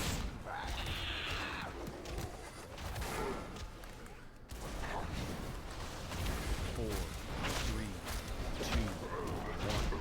Hey, first wave, not dangerous. Just don't kill yourself. Something.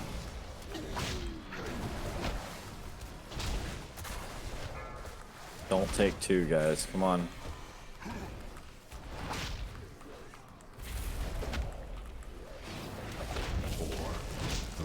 Hey, bubbles next. I'll need to be targeted at this one. Stack on me if you have this. Make sure you break me immediately. Target me first.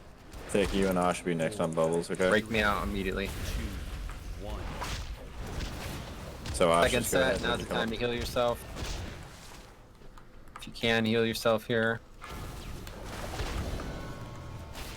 Ash go.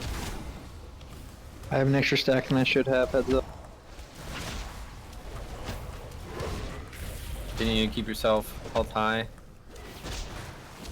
Start hotting me up really hard here. I'm gonna bring everybody up. 3, 2, 1. Are you ready Third for this wave. big... Here we go. Big survival. 3, 2. Bubbles on me. Break 2, 1, break the 1. Grab one topped. We're all tough out there.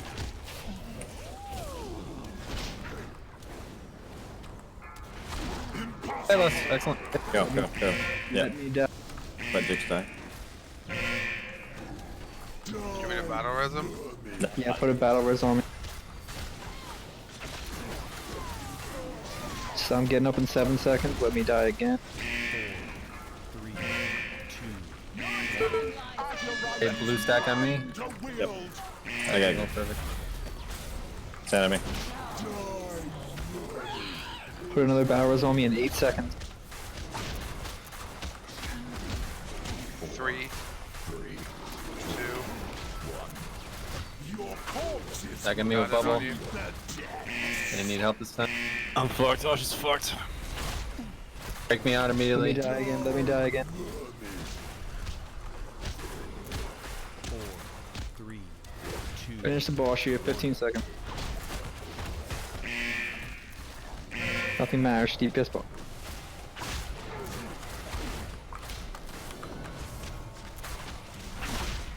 Four, 3, 2, 1. Execute!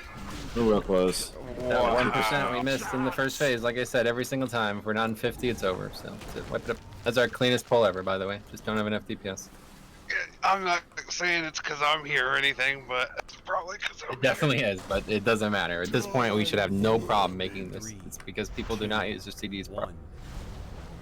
There was people doing this 5 months ago when nobody even had 3 miners. No reason we can't do it.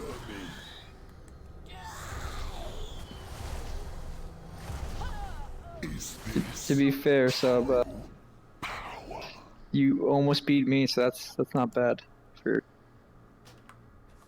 I still need to unlock my last minor trait. Get some better gear. My gear's fucking terrible.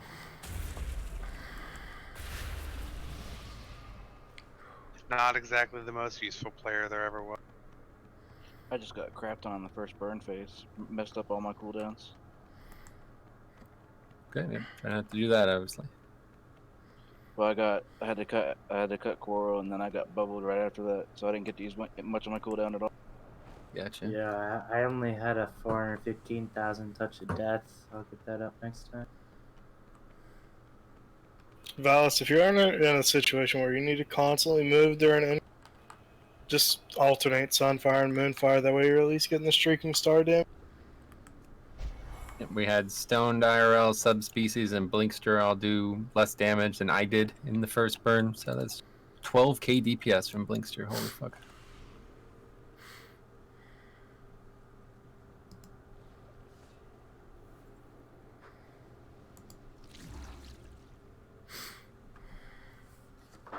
Alright.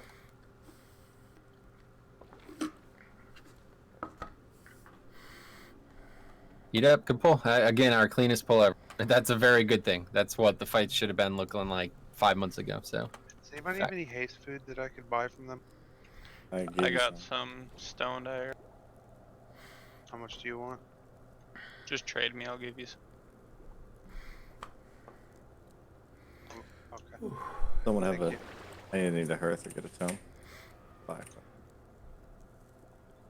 Drop a book if you guys need to change something still. There you go. Make sure you guys all have the best talents for this fight, please. Coming back, we had to swap to Devo. Devo's definitely needed for this. Oh, really? Jesus. I mean, yeah, we went into that with freaking Aura Mercy. That's pretty crazy considering that was like the most comfortable I think I've ever seen the raid. Well, the only time it's used is right there where Sarah used to link. Alright. We survived that, which was like kind of crazy. Yep. Fucking barely. Yeah, it's people like 8%. It's like, oh shit. Okay, raid check. Yeah. I got It'll hit be, pretty hard, but 2 Word of Glories kind of saved my ass. Shallow, eat up. Hey. Honestly, great pull. I mean, that's probably our best pull ever, legitimately. Had 1% more DPS, that would have been a kill, so good work. Here we go.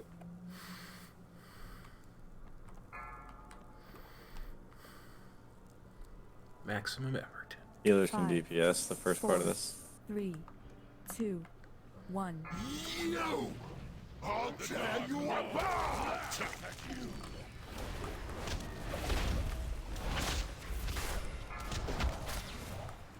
4, 3, 2, 1.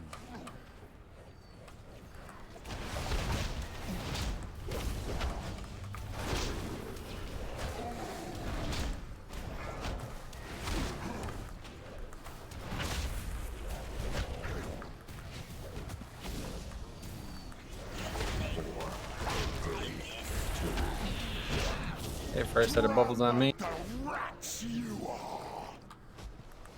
I have 0, looks like. 4, 3, 2, 1. You dodge these waves. Impossible!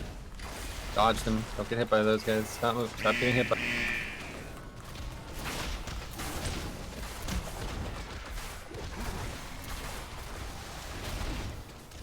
Remember, X by the door, green down the middle, blue on the side.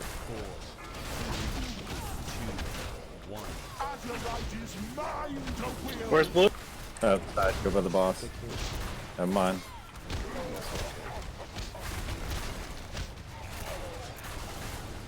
So, this is probably a terrible time, Dad.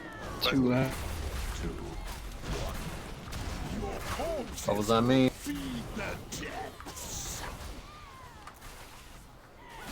Get me out. I got bubbles here. I got 4 people bubbles. We got it. We should just. Yeah. Yep, that's it. Wipe it up. Damn it, how did that happen? 2, 1. So wipe it up. Let's go. What was your question, Stub? Oh, when you have a mark, you stand on the opposite side of a portal as your partner, right? To cut it in half. Right. And if you cut someone else, you'll hurt them. So try not to. Yeah. It's kind of like the mechanic on Star Augur. Yeah, it's a pretty similar mechanic. Yeah, the big thing is if you can cut 2, you should try to do it. The first, that's what I'm saying. The first pull, we actually cut all 6 without really any effort at all. So, pretty nuts. 4. But So- ideally, 2. Hold on. So whoever, when you have blue, who's asking about blue, see where I am right now? Just be in front of the boss. Take care of this one and like this one over here. You know what I mean? Okay. It's these two, and then the middle will be green, and then it just helps us like have a defined area so that everybody doesn't run the same. 4. So blue left, 2. green middle, red right. Or Yeah, basically. If you're staring at the boss. Red door, green middle, blue not. Yeah, exactly. I can res. Good. go and res Fowler then. He can res everybody else. Whoever's linked to me, I'll be going to the farther one of whoever I'm. Running back, I feel like I'm watching Cat. Yeah, you gonna see it in theaters? Yeah, dude. You wanna go? Fuck that. That movie looks creepy as fuck. Obviously not a cat person. Listen, all I'm saying, Jason Derulo and Taylor Swift have no business being in a movie. It's true. Taylor Swift one to is break the up with in a #1 movie. earning artist in 2019. She should probably be executed because she's a dumb cunt. But Who? Swift, Why is she a dumb cunt? dumb. No one wants to know her fucking opinions about anything. Sing me a song, bitch. True that. Okay, eat up. Sounds like Sure. Shallow's eating Ira. What killed you, Solandra? I don't know. I'm not sure. I'm The guessing coral there got was cut on it. people around that core, and I got cut twice. Okay, cool. Anyway, Alright, right, check. Like green and black. Salandria, your mic's not on your laptop across the room anymore. What the fuck? Pretty dope. You've missed a lot. You want to eat up, Solandra?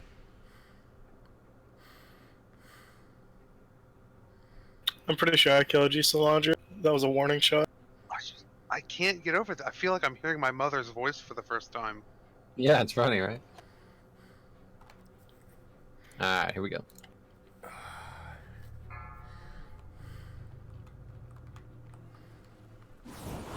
Five, 4, 3, 2, 1. No! I'll tear you apart! That never gets old.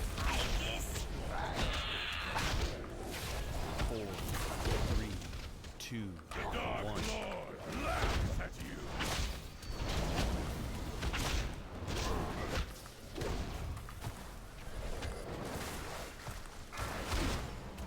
How long I've waited for that! You can still have them team. Okay, balls on me. Rats you are! Looks like we'll only have one. Just because you said. 2, 1. These bubbles are close. Okay, Josh got that one. Try to avoid the other ones, please. Impossible!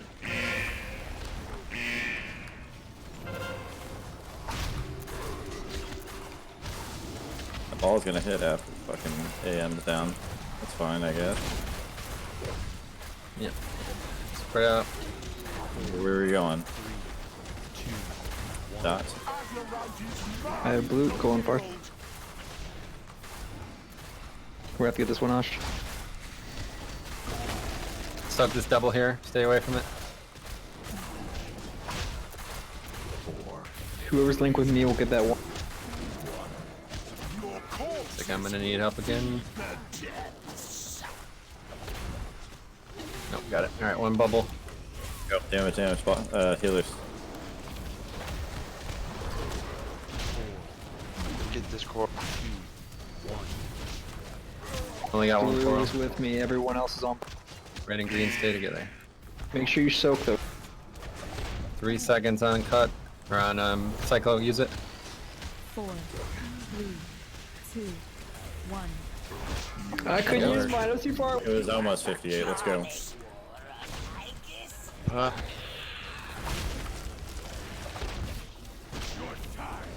Running out.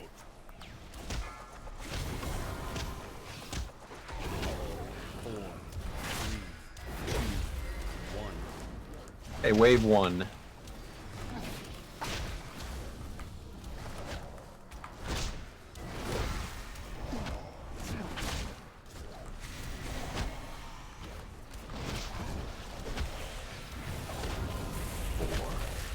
Okay, wave 2 soon. Make sure you're healthy.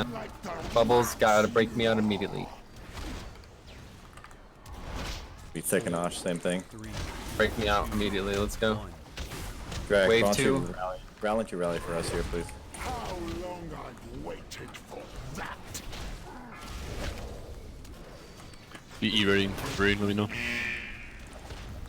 Want me to do the next one? No, go now. Just keep us up.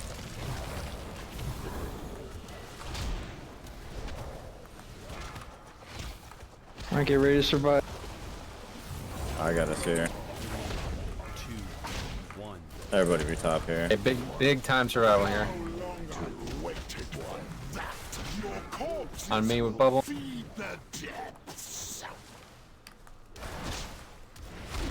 Break 2 quickly. Let me. Okay, lost. Second pot's lost. Oh fuck, my bad.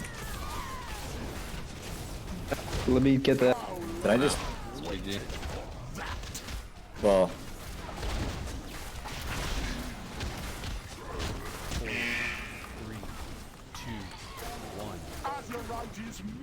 Right on me. Don't cut. Prison 15. You're ahead of the curve on damage. You got this. Get me up into 10. I got you. Bubbles on me. I'm probably gonna die here. I have no CDs. Gotta get jigs up, otherwise I die. I got you. I got you.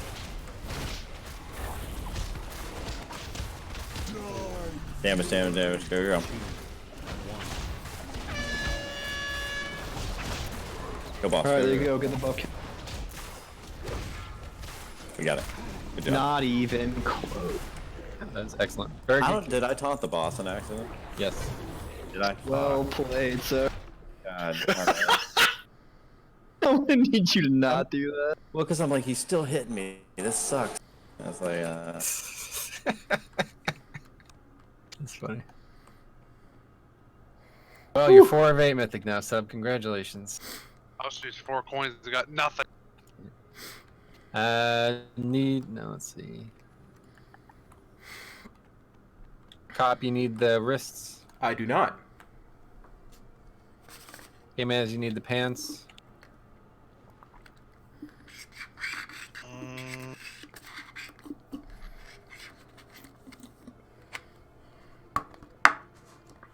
Not sure.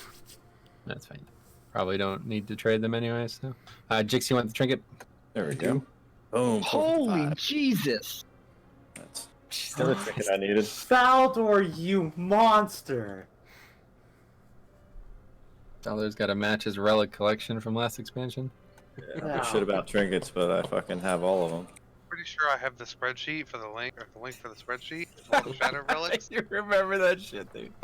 That was fun. It's fucking tough to be a priest, man. Fucking all kinds. Yo, I remember you swapping relics out and then having to re-get them when something got changed. Like it was a fucking nightmare. It's terrible, dude. Oh, I'm sorry. I just jumped away from somebody. I shouldn't trade.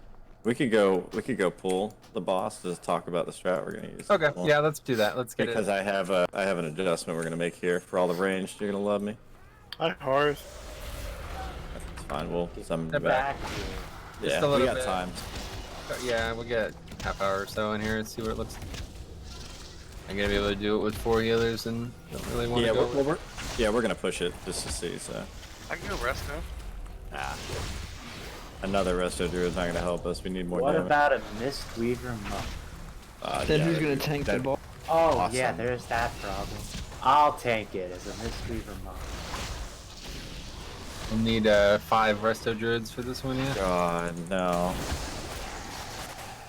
I can press trank at the most inopportune moments if you want. It's already lacking in cooldown.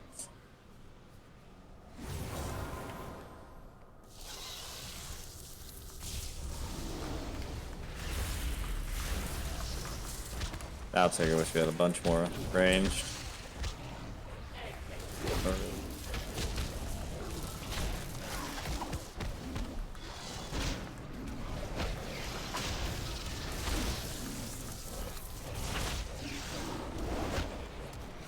Ah, good. You arrived just in time.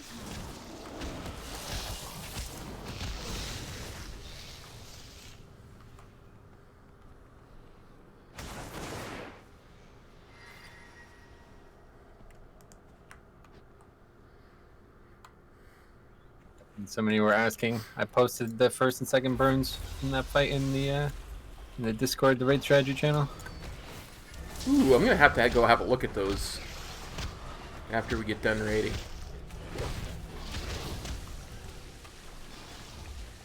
That one was really inflated because we killed the boss. I was like, we had probably what 20 seconds still. It feel didn't like hurt too somebody much that I macroed died misdirected me. because we got the loyal to the end buff, which helped. Yeah, Wasn't too and bad. if we could have had Jix survive a little bit longer, would have not really been a problem at all that you died there. But... Yeah, Jix, shitter. God, absolute garbage. Still Just go back to 63. DPS. What are you doing? I do less damage if I did that. A great tank. Oh, true. Now you have a Razor Crawl for that fight. Alright, so. That fight is the one fight Let's I don't make use sure Razor everyone's Crawl here for. Yeah. So we need to summon a few or something as well. Yeah. You're gonna get somebody killed if you keep emptying for fun.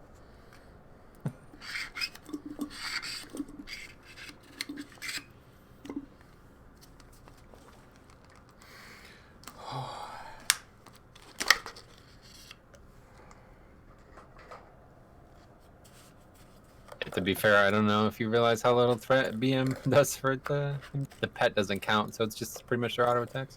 I don't think you realize how close I am to pulling thread off you sometimes. Oh, we're misdirecting you because you're tanking the boss, right? You're just misdirecting me at random times, so to say. Oh, I see. I thought you meant at the beginning. Well, you won't have the problem on this fight, so either way. Okay, well, you guys... Should we summon, I guess? I go ahead and drop summoning stone, please, KMS. Get a couple looks at this tonight. Obviously not going to be able to go with the comp that we have currently, but at least we can get some looks and talk about some changes that we want to try. Son of a diddle, that hurts. This time we're going to try killing no ads. What? You serious? No, I'm just kidding. Nah, dude. Can you try to prepare about us? We're going to try not killing the boss. It's worked pretty good. I was just we about got to. that strategy down. You don't have to worry about. I was just about to put in the attendance channel that I won't be here tomorrow after you said that. Yeah, what we're gonna try to Razor's do going is crazy, I'm knock gonna up. be outside the gate, and you guys are gonna misdirect the ads to me, and I'm gonna hearth and take them to Orgrimmar while you guys kill Orgoza. It's weird that you have your horse set to Orgrimmar. That sounds quite advanced. Are you sure you can pull that off? Okay, anyway, so go ahead and tell them what you would Yeah. think on there. So we'll have all the range, DPS, and healers. I want you guys to just get your spot right now and go. The 3 druids or whoever the ranged healers are going to be, you guys are going to be in the middle. All range split up between the right and the left side. No. I want you back against the wall. You're never going to move on this fight anymore, so you're just going to stand still the whole time. So pick a spot away in the back, if you don't mind. Ranged healer. Yeah. So all of this behind. See this whole brown little thing right here? If you guys could go on the outside. Yeah, of this, everybody this else is get great. out. Melee, get out, please. Only ranged and healers in there now, please, so we can see exactly who's where. No one needs. Do you have to be there, KMS?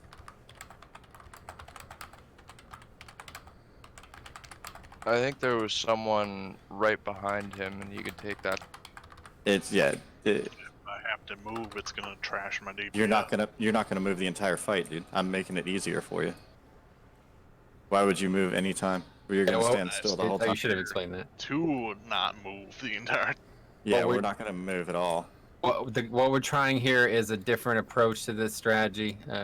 We obviously don't have the DPS to do this, so what we're going to try to do is have everybody spread the entire fight. We're still having people not do this mechanic properly, so that's just going to take that completely out the window. It can't possibly mess this up now. Yeah. And it's also going to allow us to get a lot more DPS. Nobody needs to be ever moving. Right. Literally, you're going to stand in this spot the entire fight. You'll never move for any reason. Yeah, the only people that have to worry about anything now is melee and myself, as far as spreading out. So we'll have this whole inner ring, and we'll just find spots, and they'll be the only ones moving. Not really a DPS loss. Too bad for them. So, but you guys can just turret all the ads and the boss the entire time. Just go ape shit. Something else that's really good about this is it's going to make it a lot easier. The healers, apparently, I didn't realize how big of a deal this was, but when they have to move and heal at the same time, it's very dangerous, obviously. So what this does, though, is it puts a giant stack of people that's no longer on the fight, okay? So you might want to change how you're healing, but you also should realize that we still have a ton of melee, right? So that's what I was just putting up. Yeah, the melee are still going to get healed by these things. And frankly, we weren't doing a very good job of placing them last week anyway. I noticed people were putting them in places that the melee weren't getting hit by them anyway. So now it should be now it should be better to just keep the melee. Basically, your main job is keep AoE heals on the melee and just single target heal the ranged. And in the end, we're not really going to end up having that many ranged, obviously. So it shouldn't be too bad, but it should be a lot of DPS gain. So yeah, maybe one of the druids wants to help me single target. They're basically going to be throwing hots on everybody with a D is what they're going to be doing. So they're not going to have time to single target heal people as much as you think. So yep. I mean, if one of you guys wants to focus more on single target, that's fine with me. I mean, we'll have someone else next time, obviously. But yeah, eventually we'll have Sarah as well, and she'll be doing a good amount of spread healing. Okay, so yeah, let's just get a couple. Yeah, I actually don't even need Sarah to do AoE heal. I just need somebody to do direct heals. On who? Hmm? Just on whoever is low? The people with the... Yep. Yeah, so, I mean, the druid healers are basically going to keep hots on the people with the debuffs and then kind of rotate around. It only took us a couple of pulls on... spot heal the people in the meantime. Ashmane. I've got double Swiftman. Yep, just make sure you're looking. Whoever gets the debuffs, they're going to be your priority target now. You'll notice once you see multiple range with it, you'll notice the fight changes a little bit complexion-wise. You're not going to be able to passively heal. You're going to have to spend a lot more globals on those people, especially since they're going to be spread out now. But this should make healing a lot easier because now you literally don't ever have to move the whole fight. And the ads are still it's going to be even easier to kill the ads now because they're not going to have to constantly dance around where you guys are positioned. So this is going to be good. I think this is going to be the strategy we end up killing it with. Yeah. All right. Anyway, let's get a couple pulls here just to take a look at it. Everybody has a spot. Does the melee have their spots? Yeah, that's what I was going to say. Everybody has a spot who's ranged, but melee might have to change some things. I don't really think so, especially because we just have way less melee this week. But whatever spot you were in last week, here, I'm going to pull the boss out. Whatever spot you were in last week, just go there now, please, to make sure we're all good. Are we doing Exorcist note? Should still be there, yeah. It's going to be different with 4. So we're not doing any cooldowns on the 1st and 2nd, but it'll start on the 3rd. And I'm going to have to save Aura Mastery for between 5 and 6. So Want to call it out?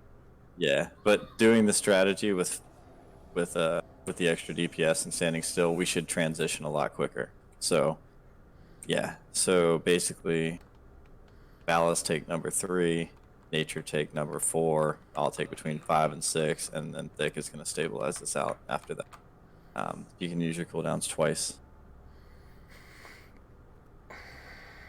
Okay, so yeah, let's just get a couple pulls here tonight to see. Yeah, we're not sure what's going on tomorrow, so Tokes and Sarah might be here. They both might not be. If they're not here, obviously that's that, but not much point in bashing our heads against a new comp tonight. So we'll get a couple pulls here tonight just to look at it, get your minds wrapped around this idea, and then that'll be it, and we'll see what happens tomorrow. Is ready to check? Latsu and Jix are now tanking. Don't forget, in case you guys have forgotten from last week. I'm going to be doing ads full time, so let me switch to Essence. Did you take it on the pole, right, Latsu? Is that what I we were am. Yep. Possibly, yeah, it's So my. hunters need to be on me, so Jix can go all out. I'm Laozi, by the way. Only thing that you might need to be worried about here is the one. It looks like it's going to be Brandish. That one ad is always going to spawn over there, and usually there's nobody anywhere close to it. So just keep an eye out. If it hits you, that's why. But I'll try to get that one as quick as possible every time. That was the one that always got me. Right. Let's get some looks here. If you have to, you shouldn't have to. I should be good enough, but it'd be great if you just didn't have to move and I can just taunt it every. All right, here we go.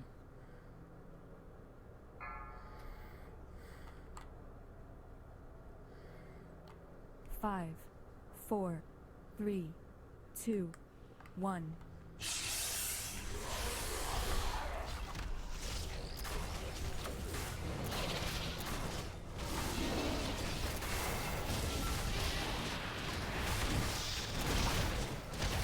I forgot to change my gear. I'm still using my Ashbane gear. So I have different abilities. Oh dear. Doesn't matter, we're not trying to actually kill it tonight, we're just getting a look at the...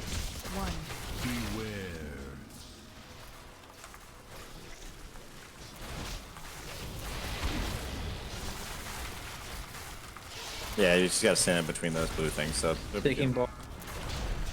2 people dead. Yeah, they died to the... Oh, one of them subbed the vehicle. Well, he died to the same thing. 2, 1. 4, 3, 2, 1. Spark. They were getting buffed. As they're dying really slow. Well, they were on the boss. They were tethered. At the end, but Still being slow. they should be dead well before that. Alright, wipe it up. Especially with everybody standing still, too. It should be pretty easy. Only thing I worry about now is any type of directional AoE. I don't know how many abilities like that are even in the game anymore, though. I don't think there's that. But like, for example, Barrage or Frozen Orb, you won't be able to hit all of them with it now, being in that. I don't know how those abilities are even used anymore, though.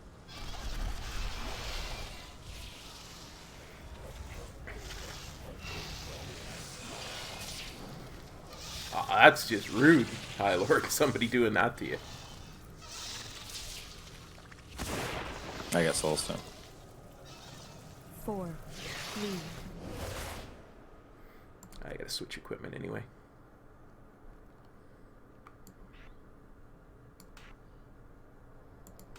Alright, well, Topes isn't here. That's the other thing I didn't think about that. He was doing most of the damage to the end.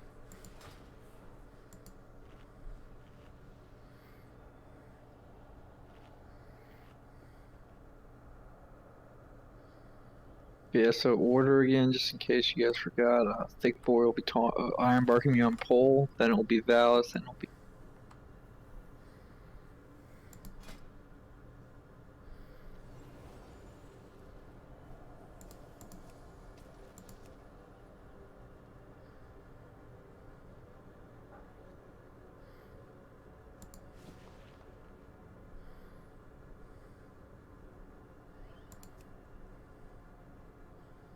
Try this. See how that works.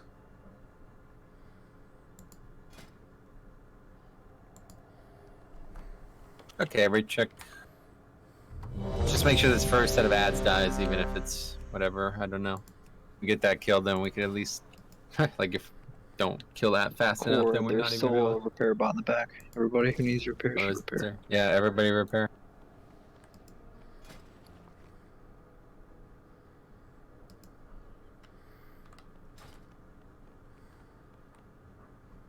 Strangely, I had no repair bill from that pull. So my only original concern was that no matter where, like, you'll always be able to heal everybody, right? You're not having any problem. That's why the healers are in the middle. Yeah, that's fine. So even with their backs to the wall, they're able to heal Brandish and Shallow, etc. on the sides there. Mm-hmm. They have more free reign than anybody else, so they can even come into this front area right here. You know what I mean? Yep. Yeah, you're right. Yeah, so like they can get here, so. Okay, great. All right, here we Back go. to the beast. Yep. I mean, let us Back know to if the you beast, guys Squishy. can't heal, but it's a pretty small room. Yeah, now would be the time to talk about this, guys. So if you're having trouble with something like that, talk about that tonight so we can fix it before we do it for real. The only person I can't reach right now is Sojourn. Cool. Yeah, so just I try to can't get it. either. Can you guys as healers move a little bit closer? Yeah, they can. They can move this inner ring right here on the side. It's like 1, 2. I'm good right here. All right, cool. All right, here we go then. Just as long as it doesn't interfere with you taking the ads. That's all it is. I'm gonna just take him in the dead center, I think now. Yeah, that's good. 3, 2, 1.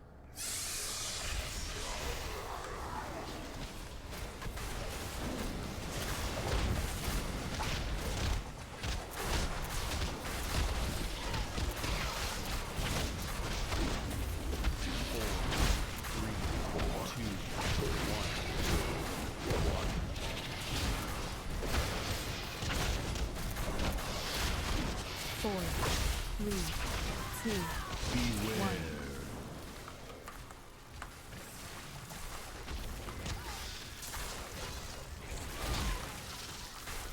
Kill the ads. Taking boss. Bark. 4, 3, 2, 1. It's dying. 4, 3. Second.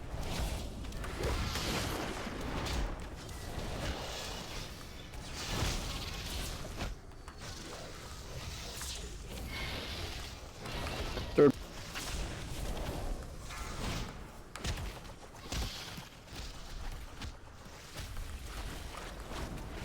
Four, three, two, one.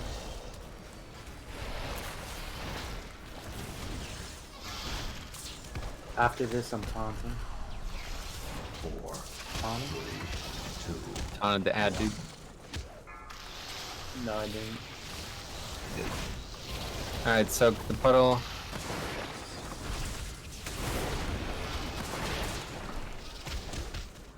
Yeah, ads are just dying way too slow. Could we get somebody to switch? It's probably just not even worth it. Yeah, you got it. Exactly right. Setup was really mainly what I was trying to get at, and Yep, it seems range, good. Does range feel fine I out still there? see a lot of range moving around though. I'm not really sure where you Yeah, guys are there's- moving to. They're just they Just can't stand still. 2, 1. Don't know Sub's how I back here got there. keeping me company. Smart. What did I do? Back here keeping me company. Should I not be back here? You're really close to me, so if I had incubation fluid and we got the electric thingy, you'd get. Yeah, that's fine. Let's just say that's that for night, okay? We did really good on the clear, and this is not worth relearning with a different comp. So hopefully Tokes and Sarah are here tomorrow. As odd as it sounds, they're major pieces into this encounter, so we really can't do it without both of them. So go work tonight. We'll see you guys tomorrow. Hopefully they're both here. We'll talk if they're not, but yeah, be ready for 7 o'clock tomorrow for 4 hours of progression. So go work tonight, guys. Thanks a lot for coming, by the way. Seismical and Sub, you guys really helped a lot. You don't have to lie to me. You were here for moral support. It was really helpful. It helped a lot, Sub. It's good to have you back, man. We might find something else to do. It depends on Better whether than Metro dude, wants last to do a time we dungeon or pugged, something. we had this fucking absolute imbecile frost mage or fire mage who just refused to do anything I asked him to do and then complained the whole time. Obviously better than that. I have many lucky do's. You like? Farewell, friend of the Hey, grumble. on that poll I beat Jix, so that's good. Good. You know, Goals, man. 15 more eye level. All right, guys, I'm out. Have a great night. Where is your eye level now? Are you leaving? 4:30. Well, it depends on what if you Oh, want. you're to do still another streaming. thing. Okay, I'll Yeah. stop in the stream.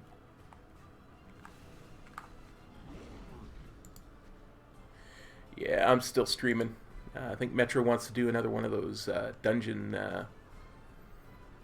thingamabobbers, so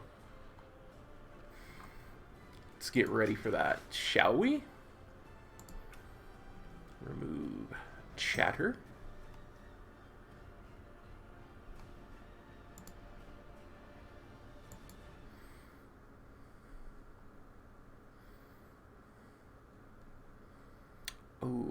as well. I think I should probably put Tip Tac back so I can actually see what things are when I mouse over them. Oops.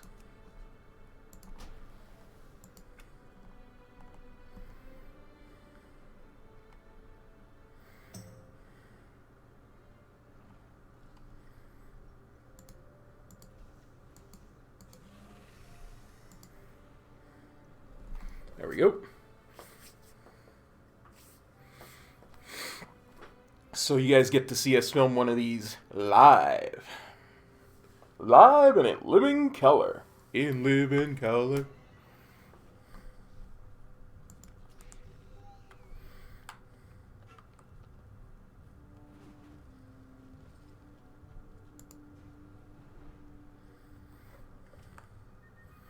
In the meantime, let's have a look.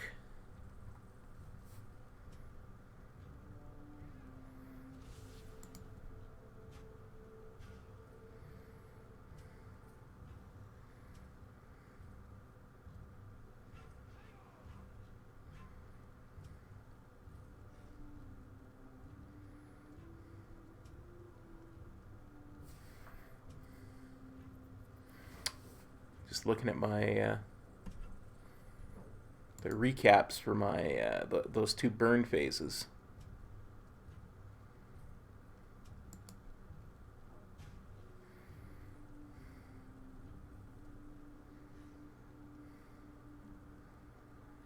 Yeah, it's not bad. There's definitely stuff that I can do better.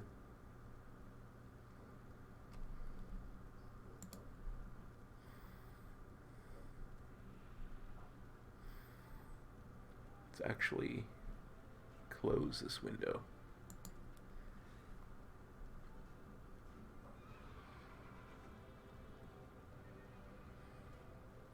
I have no idea what that is.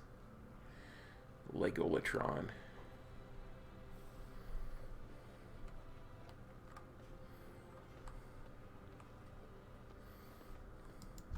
I don't know what dungeon he wants to do, so otherwise I would head there right now.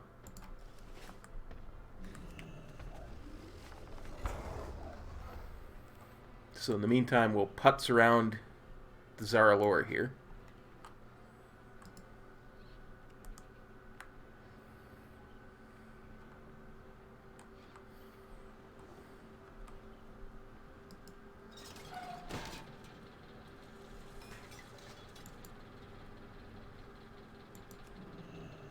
Scrap some stuff.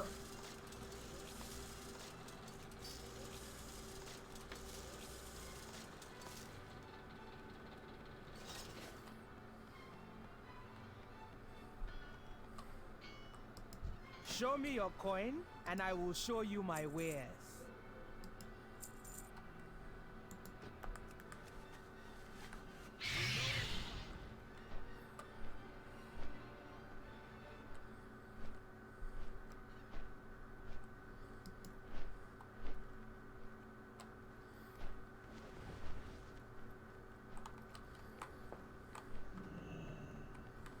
Do you want something?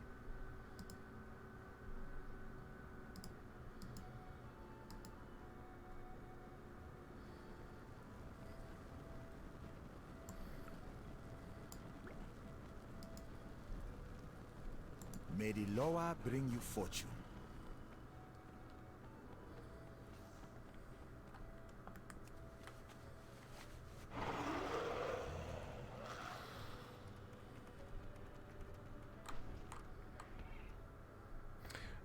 Not much, buddy. I wasn't sure whether you wanted to do another dungeon tonight. We could do it on stream, and I could record it and send it and all that kind of stuff.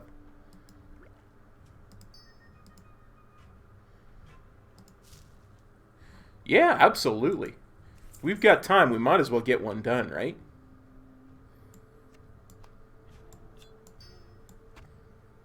That can get sold.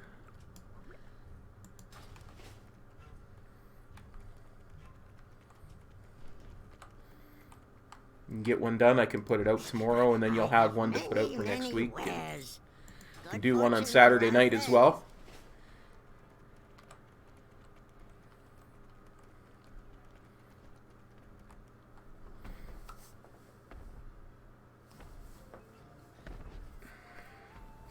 that gives me content to put out Sunday morning too. So I like it. I like it a lot.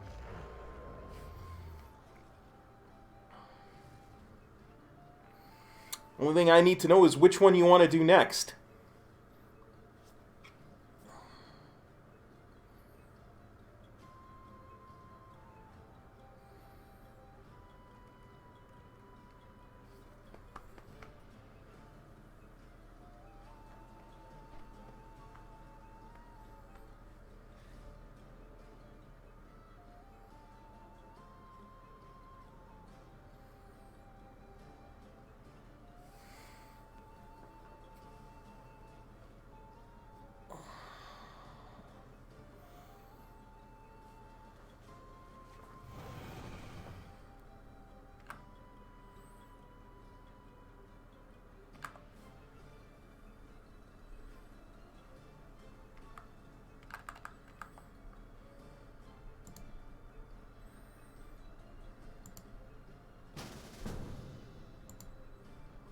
Go. Jump into the voice channel with Metro. Yo. Yo, bud, what's up? Hey, what's up, man? Not much. Where are we headed? Freehold, I want to do that one next. I just need to take a minute to be 100% sure I know exactly what I want to say for this one part, so let me just read this. Take your time, and, man. Okay, cool, yeah. Head over to Freehold and... Yeah, I'll meet you there. Do some adjustments to my stream elements here. So it's like when I record a video. Now guys, while we're doing this, I will not be able to answer your questions directly because Metro's going to be explaining stuff and we're recording, so I'll go through any questions you guys have and you put in chat after we've gone through the whole thing.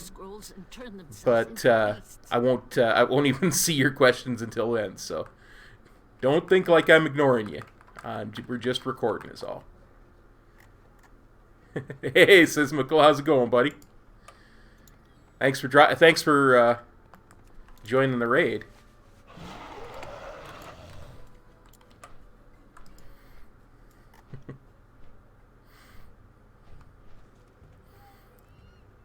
Man, that went well tonight. I did not think we were going to get Ash Yeah, it was pretty down. crazy. Probably our best clear of those 4 bosses ever, and that was with Sub doing them for the first time. Again, the first boss remains the hardest for us for some reason. It's kind of crazy.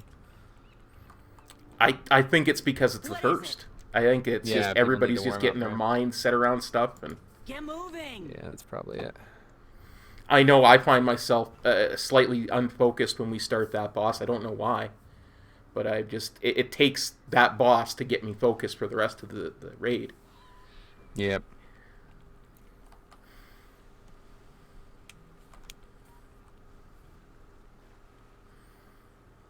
Okay, I think there's a little Wowhead post here, so I'll probably just read what's here when we get to that point. I don't want to get anything wrong. There's a lot of, like, names of things, and I take them probably for granted most weeks, so I don't want to mislead anybody into thinking that's not how it works. Gotcha. I'm going to refill my water, and then I'll be back and we'll go, okay? Sounds good. I'm going to take a flight path and then go grab myself a beverage as well. So I'll be... Sounds good. Alright, stream. I will be right back.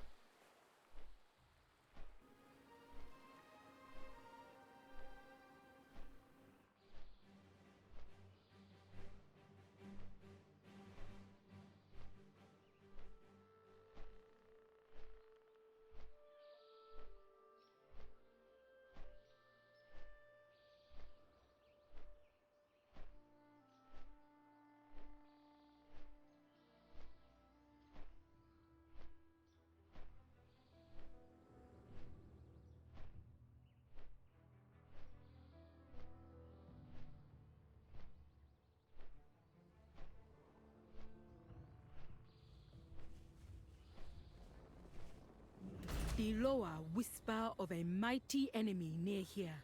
They demand it be wiped off.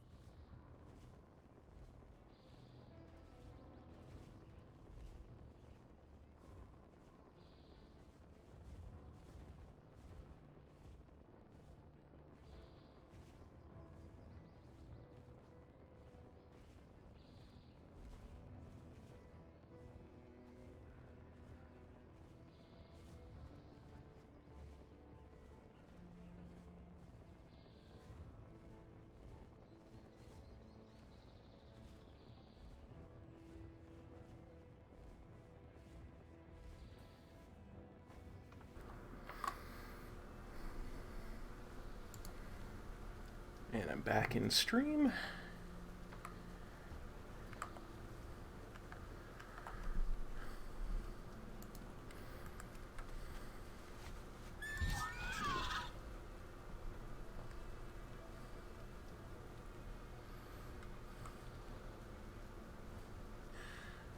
Okay, that's where Freehold is.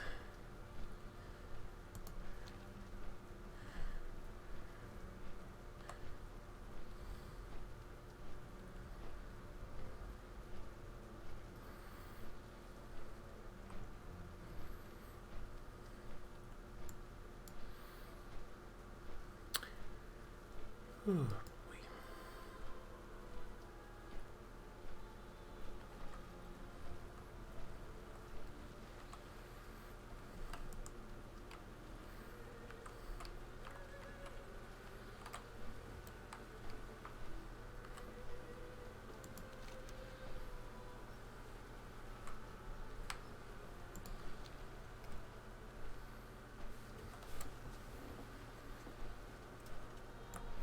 I know the entrance is... Oh, there it is. Okay, I'm back. Welcome back. Oh, some PvP going on outside the 5-man. I would not see it. Not being in war there's mode. A lot of people here. I've seen a lot of allies on our server now. Yeah. I wonder if war mode's back up, or if it's still... I wonder where it's at. I don't know. All I know is last time I went on an ally, it was 25%. Yeah, I saw that 25. It was, when we had done the last leveling thing, it was 30, or it was 20. So I was surprised it went up even higher. Yeah, I know they said they never wanted to let it get to 30 again. So yeah, that's probably a good point.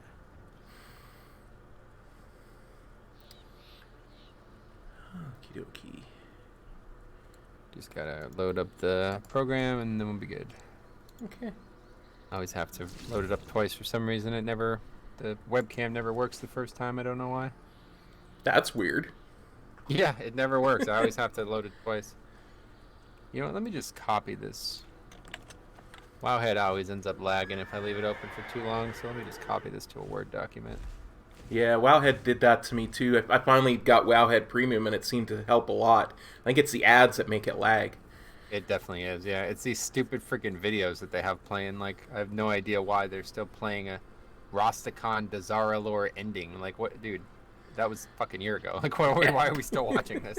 Exactly. They did dude, at the Wowhead party, they had these giant, like, projectors on the wall projecting these cinematics. It's like, dude, this is like a year ago. Why are you, like, nobody wants to watch this. Literally don't project anything, and it's better. It was the weirdest thing. I'll never forget that.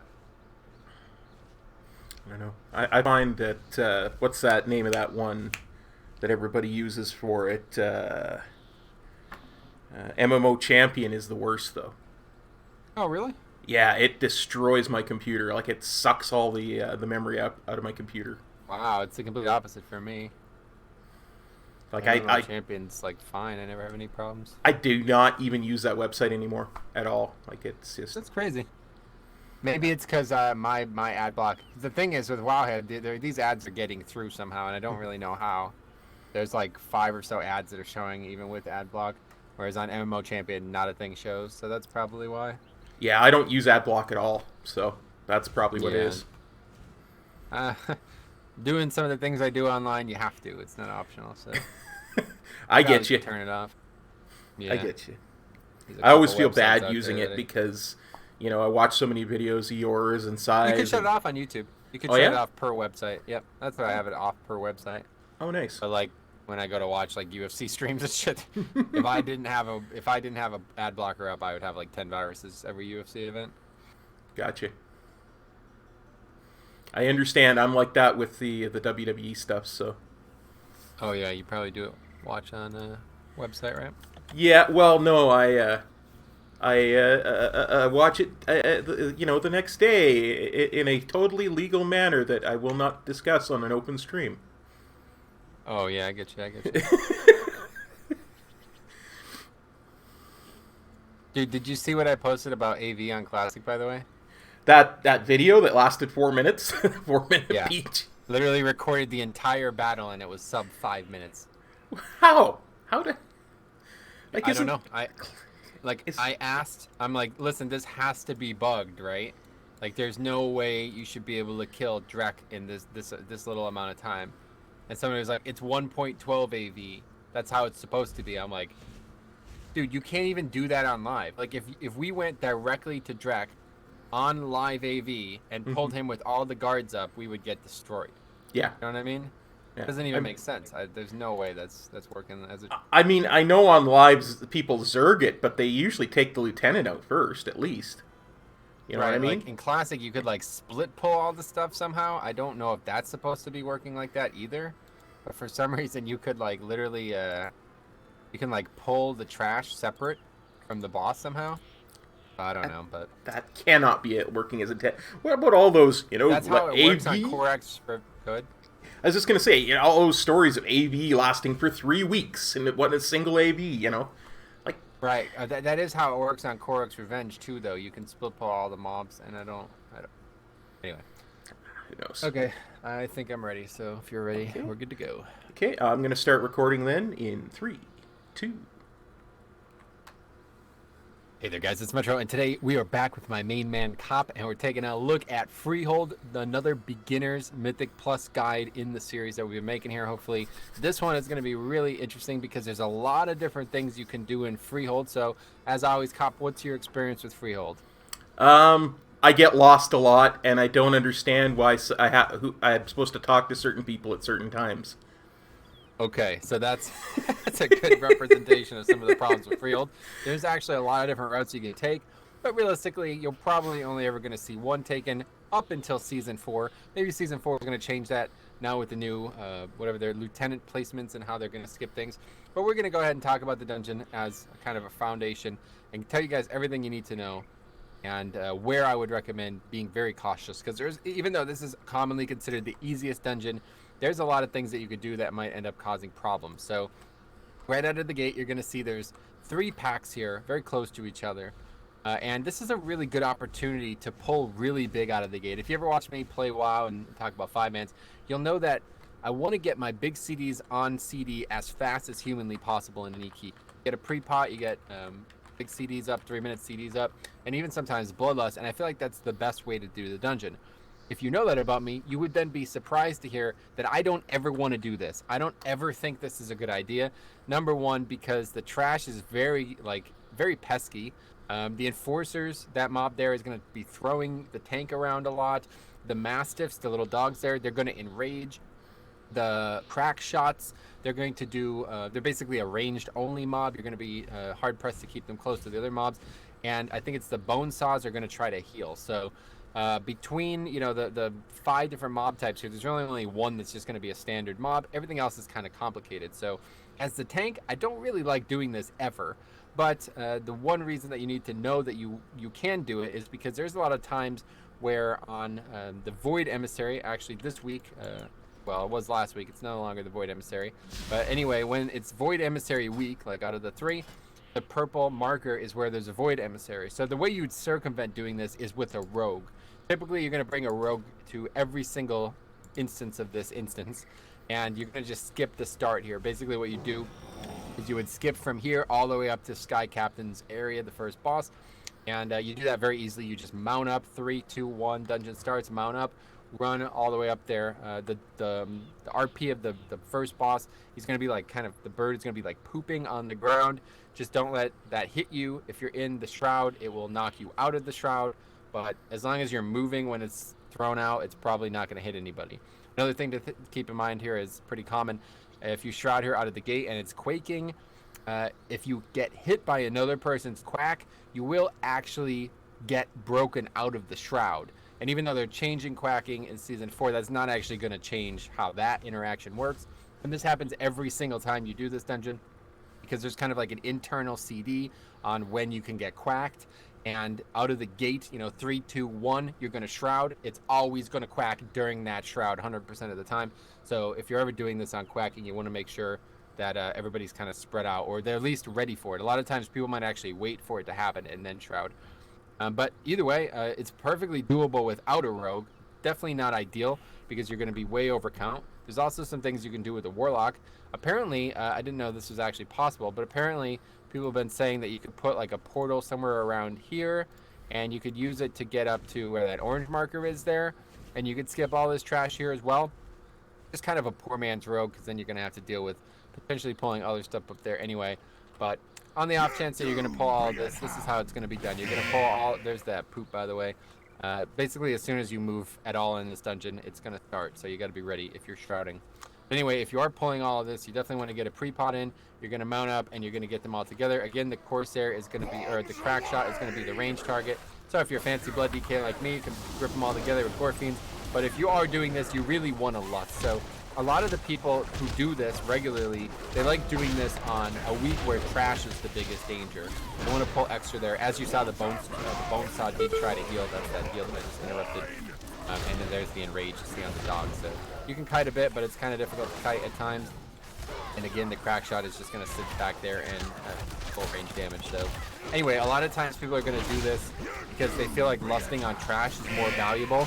They'll kill this bloodlust, pop everything here and bloodlust here, and it's actually not too bad, if you have everything up. But it's just I don't ever really like it, especially because then it means you're gonna have to pull off a silly skip later. Skipping out of the gate here is number one, the absolute best strategy in any key, if you ask me. And without a rogue, it's gonna be pretty difficult in Season 3, pretty much impossible. Using an invis pot, you're not really gonna make it. You need to be able to mount. And the other thing is, when we tested the PTR, there was one of the lieutenants was right here. So that was actually perfect. I don't know if those are random. We haven't decided that yet. But yeah, if there is a lieutenant here, then you basically could skip everything anyway. Because what you would do here, you might oftentimes pull the first pack. But in case you didn't know, you could actually just do this. You can literally just jump down here. You can kind of just slide down this way here. So yeah, you could skip everything there anyway. In fact, a lot of people probably don't know this, but you can actually go this way to the first boss. A lot of people did this in Season 1 based on the placement of the Kahoonies or whatever, those little mobs from Infested. So you probably didn't even know this was here, did you, Cup? No idea. Yeah, there's literally a second route to the first boss, but almost nobody ever takes it. So also there's a different, it's a similar trash pack, and on teaming, we'll talk about that when we get up there. But on teaming, it's different each week. So anyway, so, just for the sake of this, we killed this trash. Now what you want to do here next is, you see this Corsair back here with the marks on it? That's a patrol. You really want to swerve that. The easiest way to swerve it is just not, spend a lot of time killing this first pack.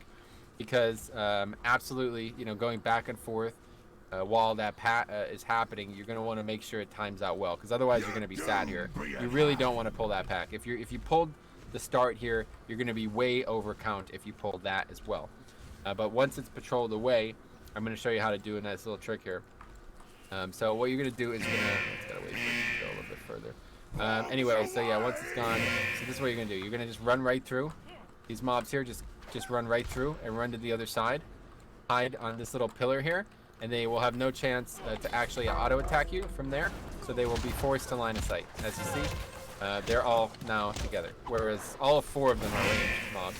If you didn't do that, if you didn't line of sight there, you would be kind of just, it would be that unenviable position where you got 4 ranged mobs and you're all trying to attack them while you're trying to move them at the time.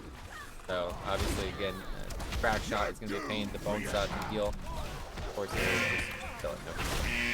That's if you're pulling all the trash. Like I said, right now, if you do this key, 9 out of 10 times you're bringing a rogue and you're not pull any of this stuff that we've just been talking about here.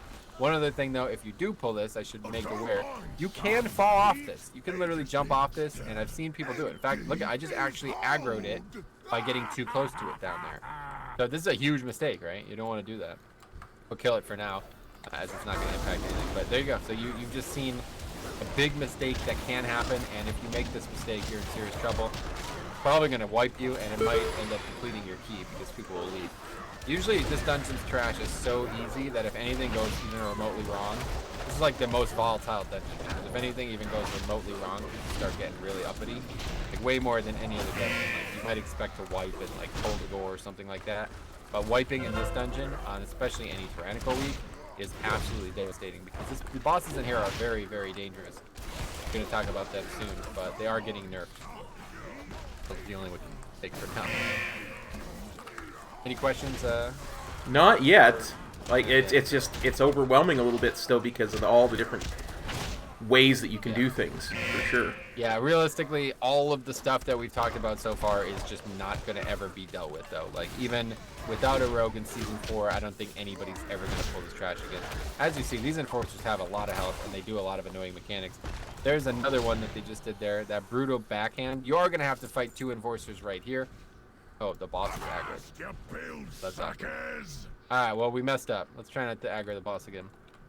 Anyway, that's because we killed this pack. So, as I was saying, there's actually 2 packs that you can kill to aggro the boss. Actually, 2 packs you can aggro to kill the boss. One is right there at Skull. We actually accidentally aggroed that. And the other one is at green, okay?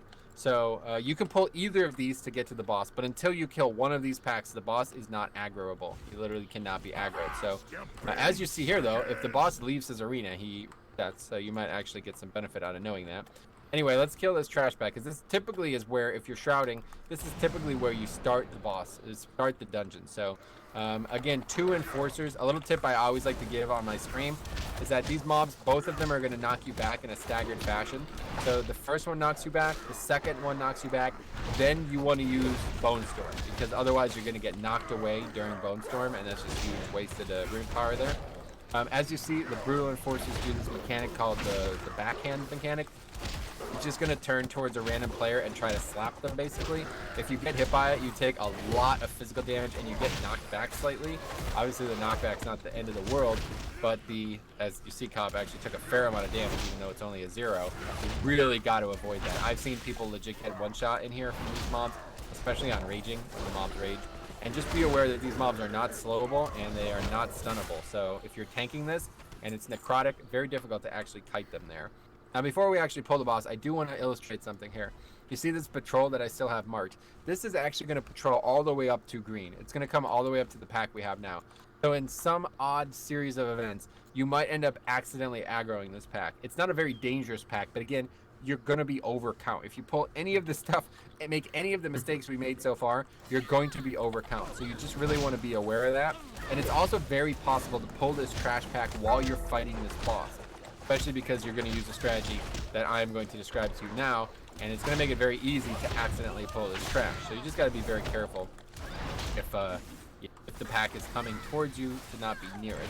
So let's talk about this first boss here. This boss is extremely dangerous, probably up there with any of the hardest bosses in the game. On the higher you go, the harder it is. It's actually a really easy boss on really low keys. It just scales really badly. It's probably the most notorious fight in the game because the mechanics are extremely punishing. Like, you cannot avoid them unless you do what I'm going to show you today. And if you get hit by them on, like we did last week, we did 19 tyrannical, literally one-shot people, 100%. Wow. So yeah, pretty nuts. Okay, so this boss has it has 2 phases, but the first part of the fight is going to usually go by so quick because you're going to have pre-pot and bloodlust that you're not really ever going to see it. But while he's on his parrot, he basically, the main thing he does is he's going to charge around, okay? He's going to, like, charge at a person, and then the mount is going to take him there, okay? So the main mistake that you'll see here when you eventually do things perfectly, that all the ranged are going to be really far away from the boss, and you don't want to do that in phase 1, because then it means the boss is going to travel from one side of the room to the other. Not a good idea during bloodlust. But, you know, you as a melee, you're never going to really have to worry about that. You're just going to stay kind of a gray circle. That's where he's charging. Just move out of that gray circle. That's that. He's still going to shoot his pistol, which is the #1, the very dangerous mechanic on this fight. But other than that, phase 1 it's just slightly different in that.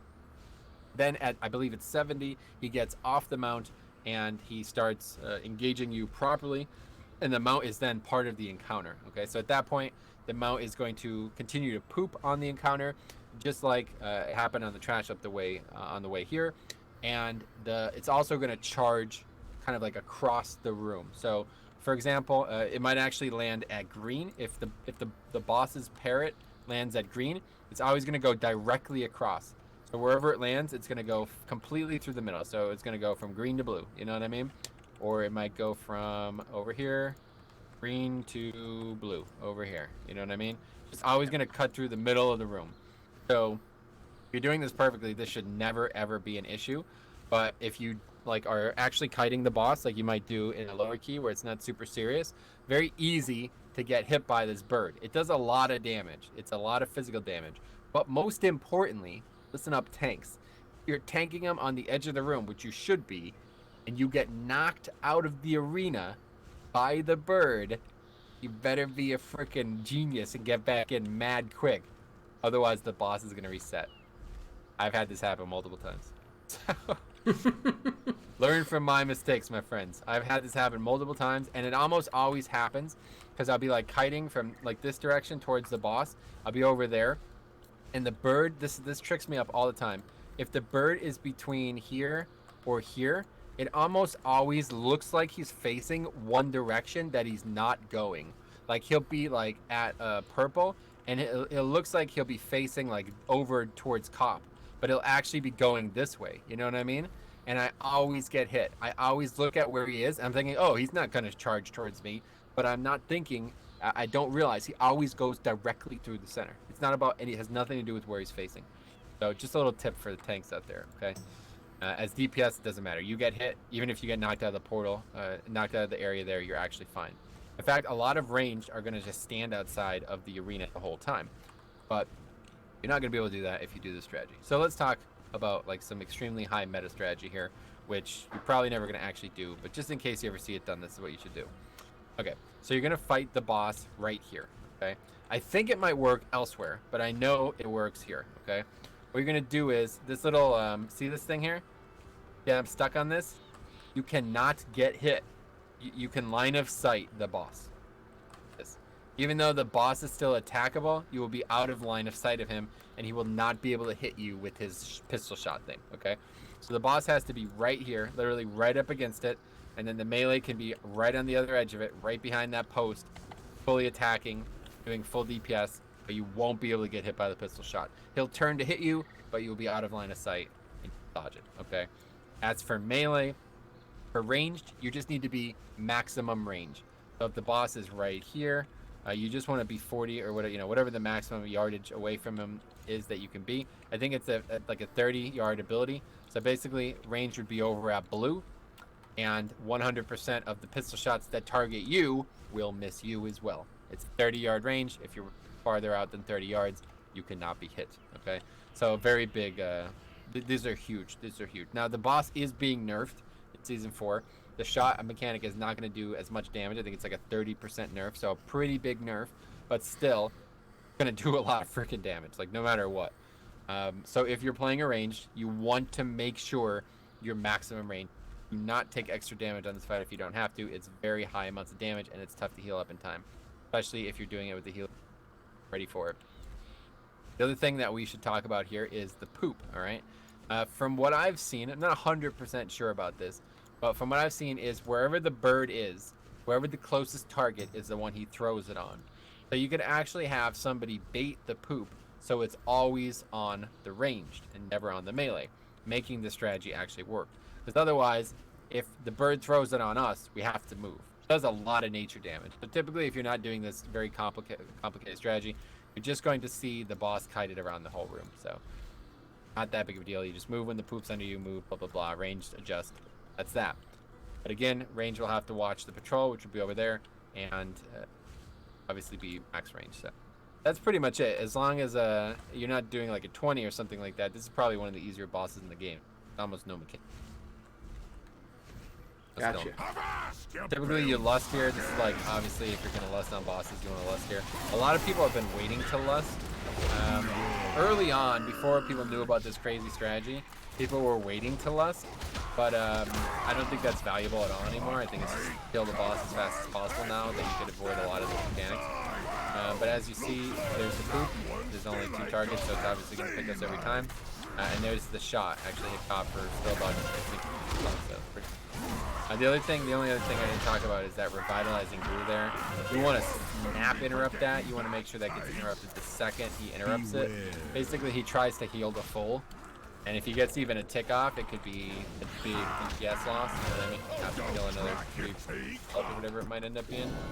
But you know, as you see, Cop's getting actually hit pretty hard. That poop does a lot of damage, and whenever he shoots the ability, it does a lot. The only other thing is you can think in mind that if you're ever in like a really dire strait, you can actually use that revitalizing glue to heal yourself instead. When you interrupt it, he throws it on the ground. You can legit pick that up and heal the full with that. So pretty good. But that's that. As you see, massive. I mean, it's a lot of damage, even on a 0, right? So that is a ton of damage. Yeah, but that's literally it. There's Sorry, I didn't mean to interrupt there. I just realized I answered my own question. Never mind. About what? I was just thinking about. I know that this is one of the dungeons amount drops in, and I was like, "This is the boss that drops him." And I was thinking, "Don't be stupid, Cop. This is a myth. We're talking about Mythic Plus. So you don't get any loot till the end." Correct. Yeah. Okay. All right. So anyway, if you killed this fight, you're in good shape. Let's put it that way. That fight is a wall for a lot of keys, and it's going to get nerfed, so maybe it's not going to be that bad. But the first part of the dungeon is definitely, like, I would say it's the hardest part of the dungeon. But now we got to cross the bridge. So there is ways to skip this mob. You might see it done. Basically, a rogue could pull it. Here, let me try it. I'm going to pull it over the side, and you sneak by when I do, okay? So basically, a rogue would do this. So yeah, cops could sneak by, and then I could just die. I wonder if I could jump off or something. Anyway, I could just die. Not ideal, obviously. You're not going to do it like this, but you know, this could actually work. No matter what, anybody can do this. You just need to if you're going to do this, somebody needs to res, right? This is a pretty, like, we actually talked about this in the Motherload video, so hopefully you guys have seen this. But if you're going to do this, normally you're going to have a rogue do it. Rogue's going to grab the mob and he's going to pull him over, and he's just going to whatever, stealth in combat, whatever that's called, vanish. He's going to vanish. And then everybody's going to sneak by. So come up and res me. But otherwise, it's just the same mob type as you've seen the whole time, the Enforcer. He's going to throw the tank, and then he's going to turn and do the backhand mechanic. At this point, it would be impossible to not have pulled a mob with an Enforcer, so you know what that mob type is. But he can be kited. When I'm fighting him, when we actually kill him, I like to just pull him down the bridge kind of slowly, because it's a pretty long bridge, as you see. So very picturesque dungeon. Oh my god, look at that sunset, though. Beautiful. Absolutely beautiful. Don't know if I've ever been in the dungeon this time of night. Really, really nice. That is gorgeous. Yeah. Okay, so now this is, I was talking to Kyle about this. This is a very complicated part of the dungeon. The output of it is actually very easy. It's very basic. You're never really going to have to worry about this, but I want to get it 100% right. So there's now 3 like different combinations of things that could happen from now on, and it's going to be based on which boss combo it is this week, quote unquote. The second boss, there's 3 actual bosses. You're always going to only fight 2 of them, okay? And the way you do that is by allying with the third, going to buff you in one way. It's going to make the fight like easier, but really it just changes the fight slightly. So before any of that happens, you're going to want to pull this pack on the right. This is how I always pull it. But we're now talking about a new mob type here, okay? Well, a whole slew of new mob types, but this is the number 1, the Oarsman, okay? You're also going to have this trapper and its little soggy ship rats coming in, okay? I would definitely avoid pulling both of these 9/10s out of 10, but if you're really good, like you got really good DPS, you got all your CDs up, you can just pull all of this stuff together, get a really nice big AoE pack, but not going to do that most keys. It pats around the center. Actually, a couple pats of those types of mobs. So let's talk about the Oarsman. The Oarsman basically is the most dangerous mob in here for the whole group after the stuff we talked about already. He's literally going to do one thing. He's going to cast an ability that's going to put a bunch of little swirls on the ground that if you get hit by them, they deal probably about, depends on the key level, but probably about 50% of your health in frost damage, and it's going to knock you up in the air, you fall, take more damage, okay? You do not want to let this cast go off. Please promise me that if you ever do this key, Cop, you will interrupt this ability, because it is so unbelievably important And so many times I do this key and nobody interrupts it, and I have to do it. I have to grip it and stun it and do all kinds of stuff with the DK. I promise I will interrupt it to the best of my abilities. Thank you very much, Cop. So just like we talked about in other dungeons, don't grip it, don't stun it, don't do any of that stuff, because you're just going to bait somebody's interrupt and they're going to miss it. It's literally just one cast that you have to interrupt, and if you don't interrupt it, it's going to be a real problem. And the reason it's going to be a real problem is because if you do fight that rat pack right there, they're going to put roots out. They're going to throw these traps. If you get hit by the traps, you take a bunch of damage. You can break it with things like freedom or shifting in and out of cat form kind of thing. But realistically, you're probably going to get hit by them. And at that point, if he does the knock-up mechanic, you're not going to be able to move out of it either. Like, if you miss the interrupt, it's not the end of the world. You can just move out of it. Nobody's going to do that in most keys, but it is possible. So the way I like to do it is I like to grip, get this guy here as fast as possible, pull the others back. As you see, the duelist is going to do that charge mechanic. If he is, if you're in between him and the charge, you will get stunned. There it is there, C-Spout. Look at that, Cop got that interrupt. Boom. Spear hand strike, nice work there, Cop. But anyway, yeah, so you're just gonna make sure that you don't get hit by that charge. If you get hit by it, you'll be stunned. That's a much better target to grip and stun to prevent it. And that's that. So typically I would pull all these yellows too. These yellows do actually give count. They don't give a ton, but there's a lot of yellows in this dungeon. And they add up by the end to a lot of count. Like they give like I think like 0.5% per, so that's just 3 there. Now typically I'm gonna go around the back here. I'm not gonna say we're gonna do this every week because things are gonna be different every week, but typically we're gonna go around the back here. We're gonna clear this pack down here, okay? And at this point we need to start talking about what's actually happening with the boss. So I have it printed all out. I don't want to make a mistake, so I'm literally just gonna read it word for word, and we're gonna talk a little bit about why this is important because. I think actually this might have happened to you, Cop. I think we had done this together one week, and then we came in here again the next week, and you didn't understand that they were different. Because one of them requires all 5 people to do something, and I don't think you understood that. So I'm going to explain this start to finish here, okay? So again, there's 3 bosses here. As you see, Eudora, Raoul, and Jolly, okay? So I'm going to tell you about how Captain Jolly is going to be allied with. Okay, this is not the fight yet. We're not talking about the fight. We're talking about something you need to do before you can pull the fight. But by the way, if you pull with all 3 of those guys up, they have a 100% health increase and 100% damage increase. So you're done. You're not going to even get 1 global off. You're just going to get 1 shot. Okay, so Captain Jolly. Players can find one of the 3 events that will allow them to make the upcoming boss encounter substantially easier. This event changes after each weekly reset. So it rotates. It's not random, it rotates. So one week it's going to be the one, next week it's going to be the next week it's going to be the 3rd, then it's going to go back to the 1st, then the next, blah, blah, blah. So it's in a pattern. So if you follow the weeks, you do it every week, you'll notice this, okay? Okay, so for Captain Jolly. If players spot the cute pig Murphy, thanks Wowhead for the anecdote on whether the pig is cute or not, they will need to chase him down to get the keys around his neck. So every once in a while you're going to see I'm sorry, not pig, of course, pug. It's a dog. Anyway, I see why they thought it was cute.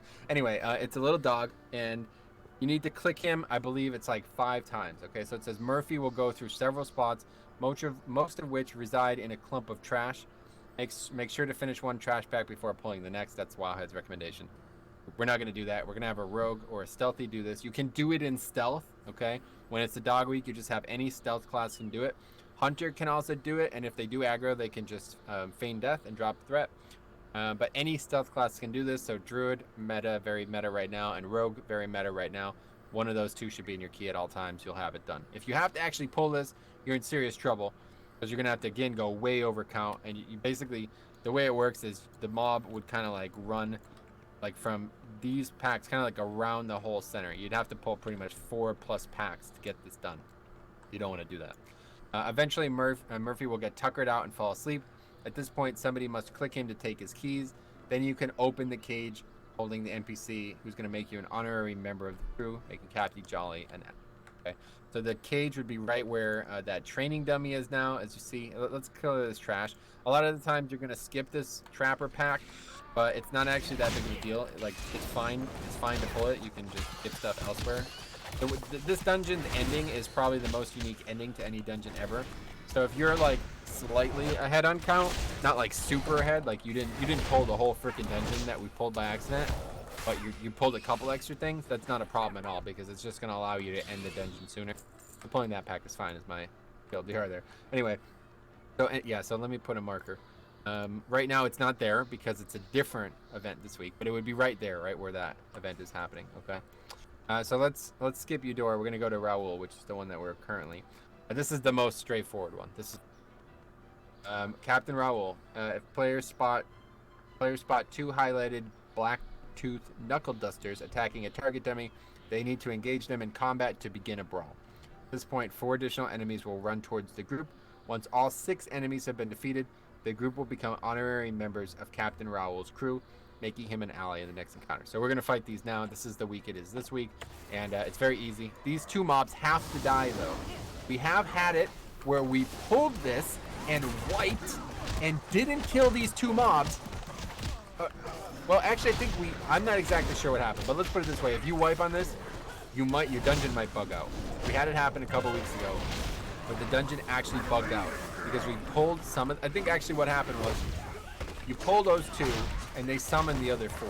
So we killed the 2 that we pulled, but the other 4 didn't die. So when we came back, we had no way of aggroing the other 4. Boss could not be progressed. Just a little bug there. I don't think that... that should never happen, but...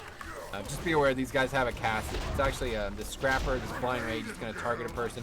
Don't let it hit you. And this mob here, the Knuckle Duster, they do a cast that's going to silence you if you're a caster.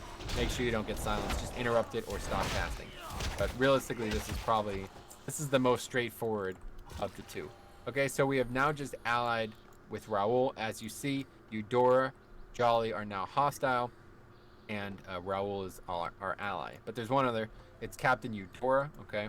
This is the one that's really the easiest, but the one that I know tripped you up a while back and probably trips people up. So if you're doing this and it's Eudora week, there's basically, 5 people have to prove they drink.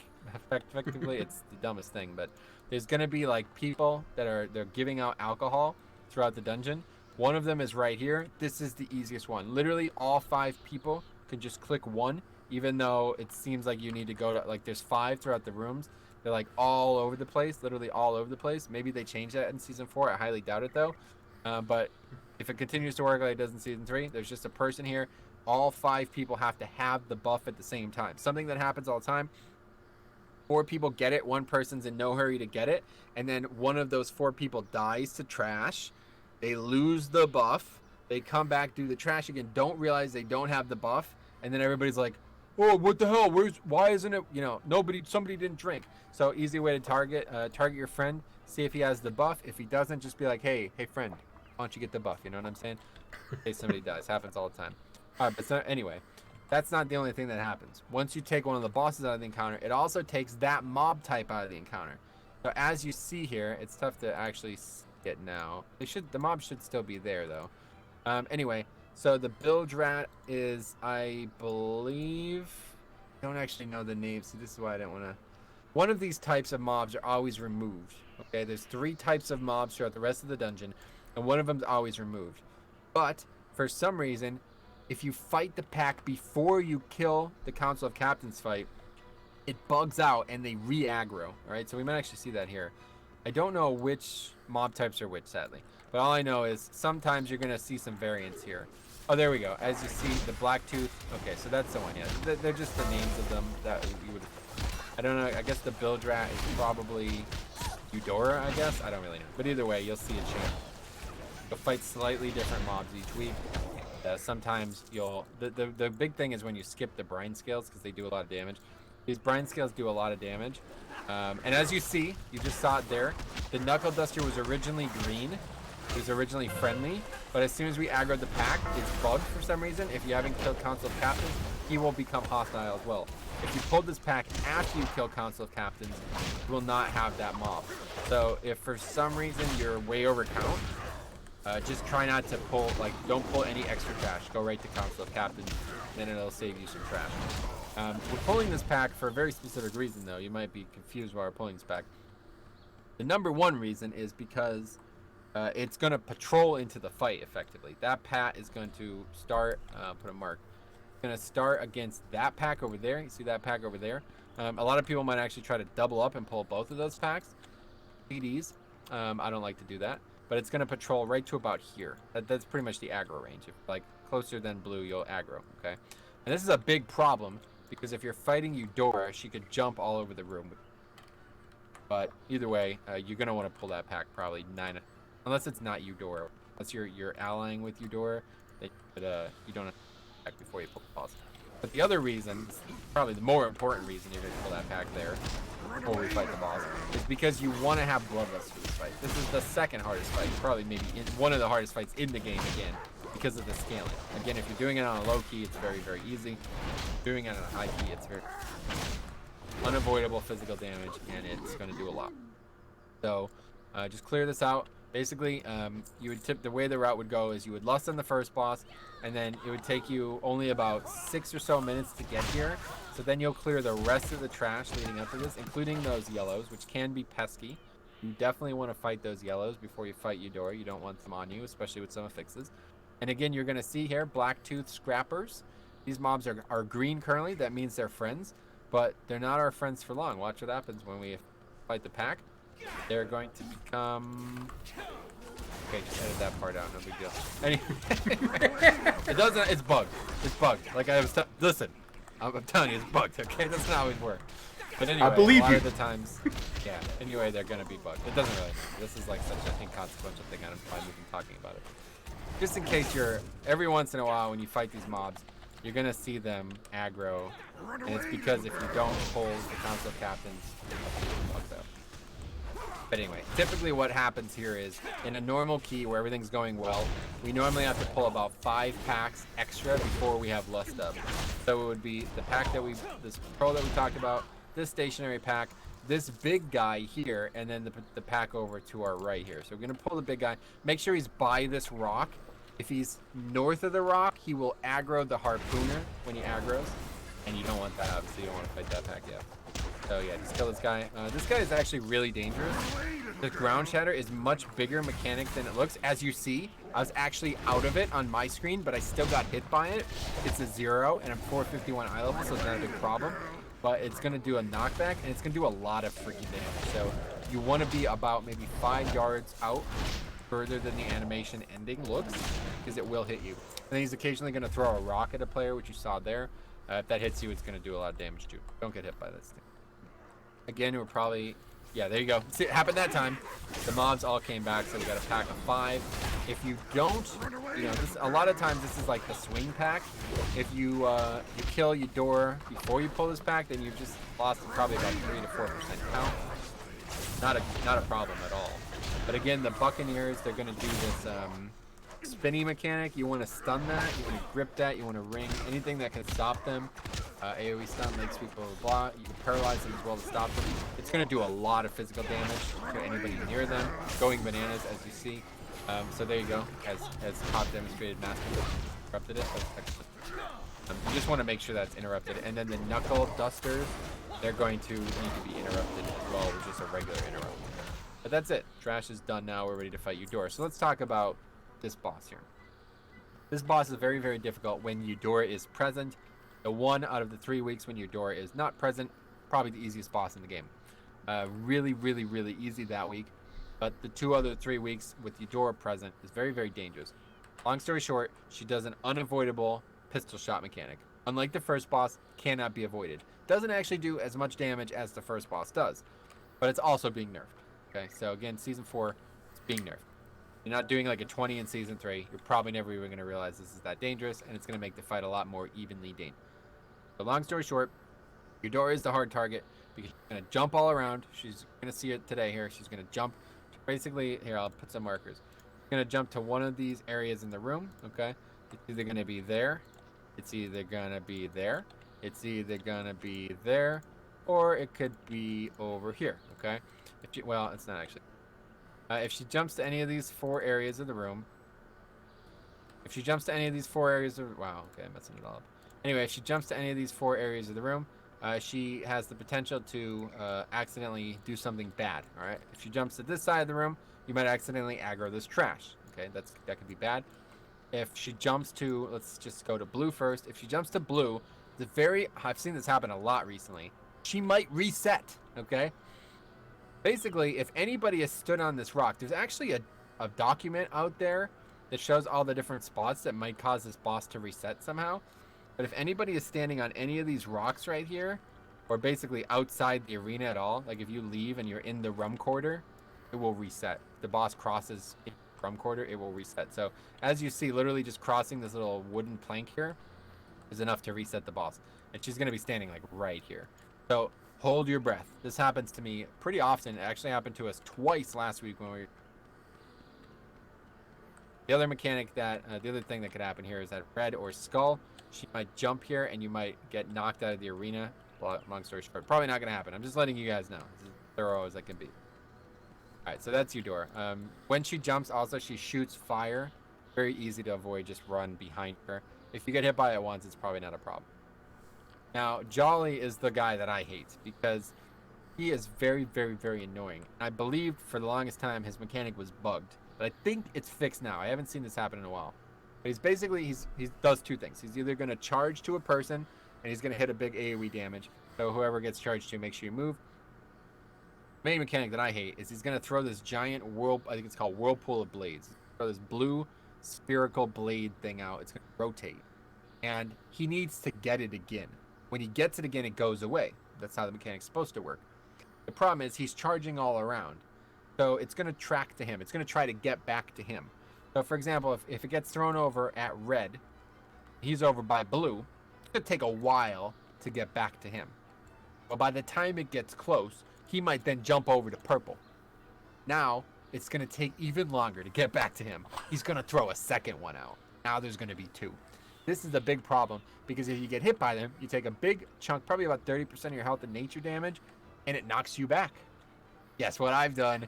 Gotten knocked out of the freaking playable surface because of that mechanic. And it is the most frustrating thing in the world because in Season 2, he never picked it up. Like, he literally did. It looked like he didn't want it. It was like the blade was like, hey, Jolly, I'm here. And he's like, get out of here, blade. Like, he literally didn't want it. It was right on top of him. He would never take it. And that's a problem because it's really big. So if it's right on top of him, it means it's hitting you. So there was almost no way for him to pick this thing up, it felt like. I think they fixed that. I think it's a lot easier now. I haven't had this happen since Season 2. I'm not 100% sure. I'm just letting you know. Big blue circle. Don't get hit by it as DPS. Does a ton of damage. Not going to complicate your life. Get hit by it, you might die. Otherwise, if you're the tank, just don't get knocked out of the arena. I'm telling you. Especially when Eudora jumps to skull. If you get knocked into this bar area or behind that table, it resets. Don't let it happen to you. I've done it many, many, many times.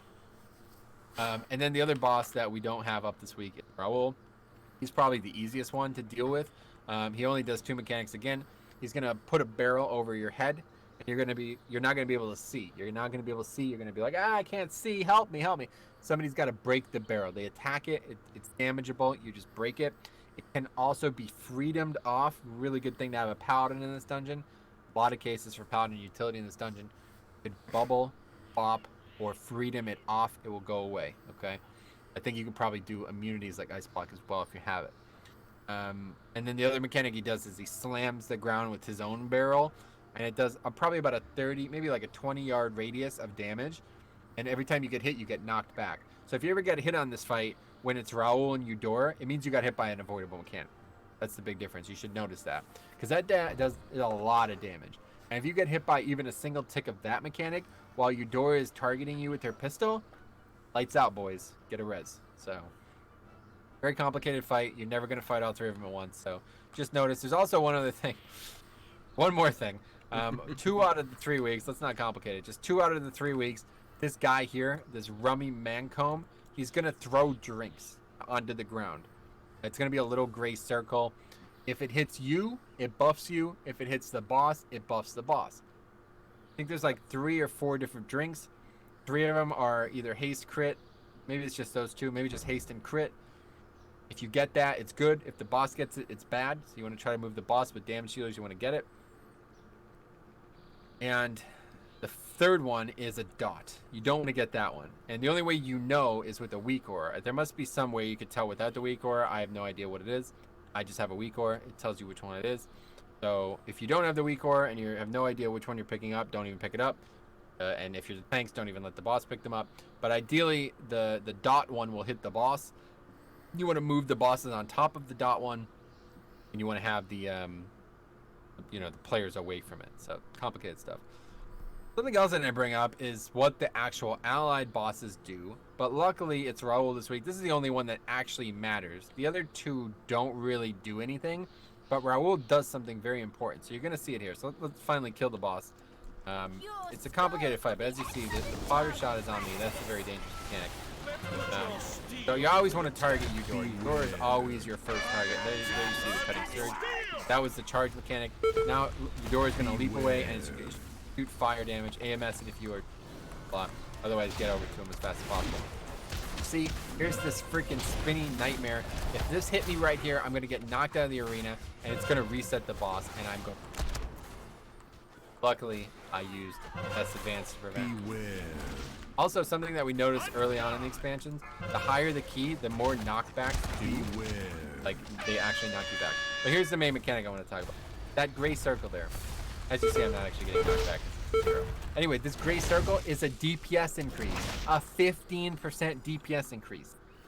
I feel like nobody knows this. Every time I ever do this boss, people are like, literally like posturing. They're like, I can't attack the boss. He's in the gray circle. It's like, dude, you want to stand in that. It's unbelievable how many people don't know that.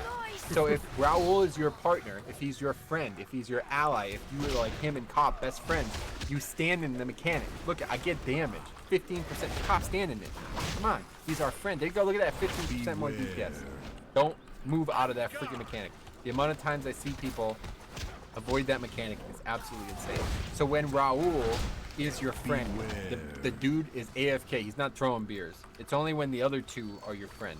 So if it's Raul, you get the buff from that. If it's not Raul, you get the buff from the bartender. Okay? Got all that? Yeah. Alright. Very, very easy stuff, I agree. Okay, so anyway, yeah, complicated dungeon, but a lot of the damage is being nerfed, so really, if you did this dungeon most weeks, you probably wouldn't even notice most of this stuff. Okay, so anyway, if you haven't cleared this pack, now you're going to do it. At this point, I like to go over the bridge here. You might not see a lot of people do this. We're going to the last boss third. Let's put it that way. We're going to Harlan Sweetie, going to him third. The reason you do that is because that boss basically kills himself, so you really don't need Bloodlust for this. It's a very, very long encounter until you get to 25%. Then he takes like a ton more damage, so he's just die. But I like doing this boss without Bloodlust. So you'd lust on the first, the second, and then the shark boss. If for some reason that doesn't happen, then do it whatever route you want. But I really like ending at the shark boss, and we'll talk about why. But for now, we're going to talk about this pack here. The Ravengers, Iron Tide Ravengers. They do a mechanic that, again, kills themselves. You do not interrupt that. Painful motivation. Do not interrupt it. It makes them do more damage. All damage done increased by 45%, but inflicts 3% of the maximum health as damage every 1 second. I'll tell you this right now. On a large key, 3% of their health every 1 second is more damage than you could do in a dream, in your wildest dream. It will literally kill the pack for you. It puts it on, I think, 3 people total in the pack. It will literally kill the pack for you, okay? So never interrupt the Ravagers. Here's another Oarsman. Gotta interrupt that, okay? If we get knocked up in the air, we're gonna die. T-spout block, interrupted. Stormcaller also does something that you want to interrupt. Don't interrupt painful motivation. This means don't use AoE stuns. Anytime the mob is AoE stunned, it cannot kill itself. Don't do that, you know what I mean? Those are big mistakes I see made on this trash. This is how you maximize this trash. This is why this dungeon is the easiest. Because so much of the trash is so easy to deal with. Okay, we got another pack come in here. Buccaneers, they do a blade barrage. They're gonna follow you. They're gonna do a frontal slash. If you're the tank, stun it. You can't really run really far. Maybe it would work, but just stun it. Good time for AoE stun. Officer also gonna put this dot on you, as you see. Oiled blade, healing received reduced by 75%. Your blood decay, AMS. Just do it randomly. You'll probably avoid him applying it. Otherwise, the healer has to dispel that. Okay, if you're the healer, you have to dispel that mechanic. Tank's not going to be able to be healed. That's the hardest trash pack in the game for this. Okay. Now at this point, we're not going to pull anything else here. In old routes, we used to pull this pack. Never pull this pack. I'm telling you, don't ever pull this pack. 2 Enforcers, 2 Stormcallers, 2 Mastiffs. Some of the peskiest trash in the dungeon. Don't pull it. Way you avoid it, just hug this Go behind these cannons, jump on this cannon here, cut across this little gold pile here, pick up a coin or two, increase your revenue. No big deal. All right, Harlan Sweet, easiest boss in here. Literally kills himself. The only thing you need to do, listen to me right now, the only thing you need to do is not mess up this fire mechanic. He's going to target people with a fire, like cannon basically, and it's going to drop fire patches. It's going to drop 4 fire patches, all right? It's extremely similar to raid type mechanics. It's actually very similar to a fight Tyrant Valari, if anybody remembers that fight. Going to drop 4 consecutive patches, but the duration of how long it drops is the duration of 2 consecutive applications of it. It's complicated, but what I mean to say is you drop, for example, you could drop 4 or you can just drop 2. So it's on skull. You have it on skull. People might move, they might drop it red, they might go to red, they might drop it, they might go to blue, they might drop it, they might go to silver. You just wasted 2 slots, okay? But so here, this is how it should go. You drop it on red, you wait. You drop it on X, right on top of red. Then you move. Then you drop it on blue. Then you wait. Then you drop it on green. Then you lead. By the second time you drop on that marker there, it will still not be on the ground. It'll be obvious once you see it. But just don't run, long story short, don't run like a maniac. It's not dangerous. Just don't drop it on the boss and do not spread it all out.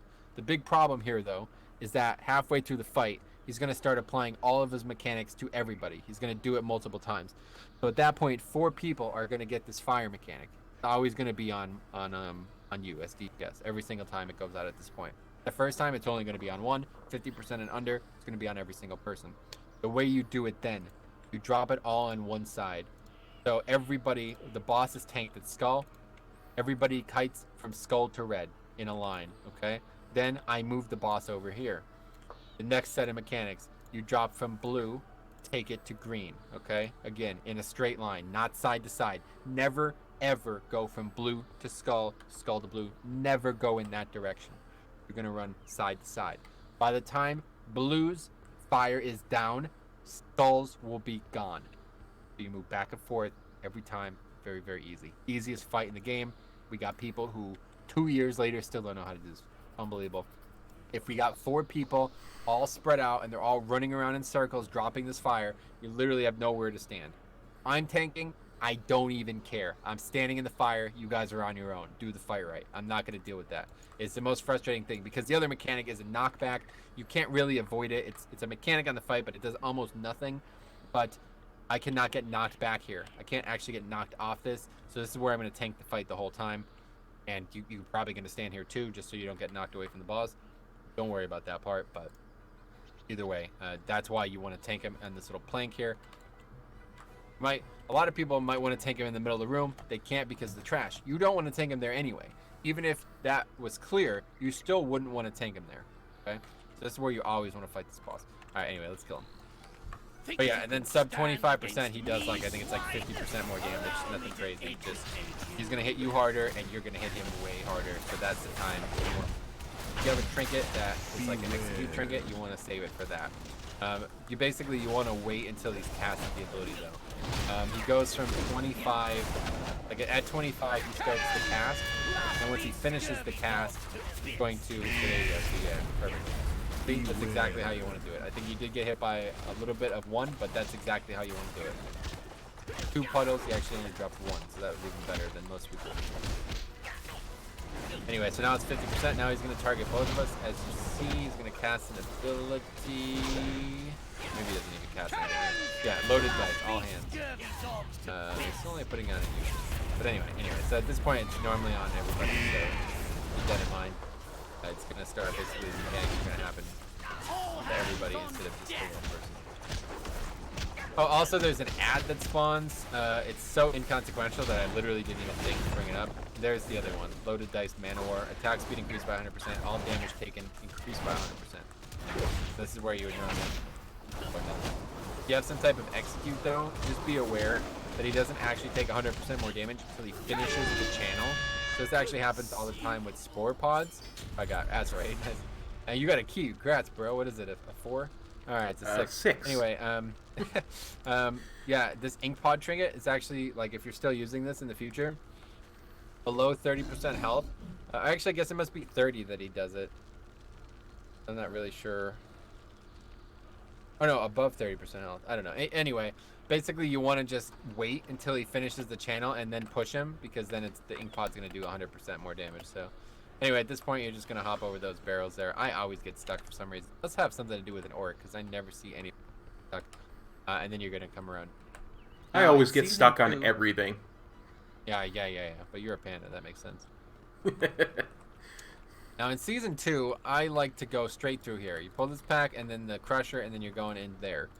But I haven't been doing that in season 3 because there's almost always an emissary in one of these packs, and it's just a lot easier to go this way. I don't really know what season 4 is going to look like, but it doesn't really matter. At this point, you're in a very good position on count. You can mix and match whatever you want. So let's not pull that pack. But you can mix and match whatever you want, and you're going to be under count before the last boss is killed. It's a very fortuitous situation to be in, because it allows you to then pull exactly what you want and not go over count. So we're going to talk about that, because that's probably one of the most important things about Freehold, and probably the reason it's so easy, honestly. But before we do that, I just want to talk about this patrol here. You really want to, if you're going to go this way, you really want to swerve this patrol. So even though it's suboptimal to pull these 2 packs together, if you're in a situation here where it's like, okay, that first pack is about to die as the patrol is coming back, just pull it. Don't wait.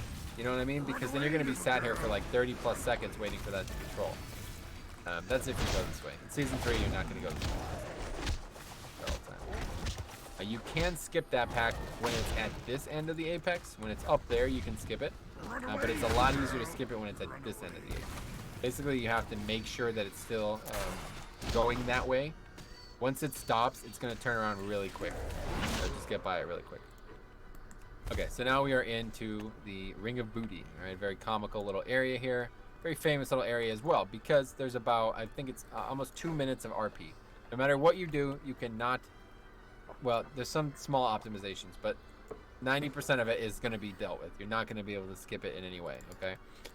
So the way that people do optimize this is they have a stealthy come here and start the RP. As soon as you talk to this guy, it starts the first, there's 3 RPs.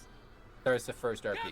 So basically, a stealthy comes here, gets this, and then goes back to Harlan. That's normally how people would deal with it. If you have a rogue or a druid, somebody can come and do that.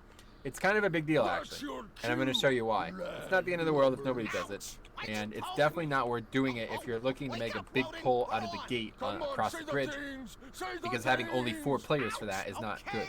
But if you can, you know, route for it, you should do this. This is actually a pretty good time saver. As you see, it takes 45 seconds. That's a long time. It's a lot of time wasted. So yeah, having somebody do this now is not a bad idea. But I'm going to show you why this is a big idea. We're going to have to sit here and wait for a little bit, but a very interesting little thing here.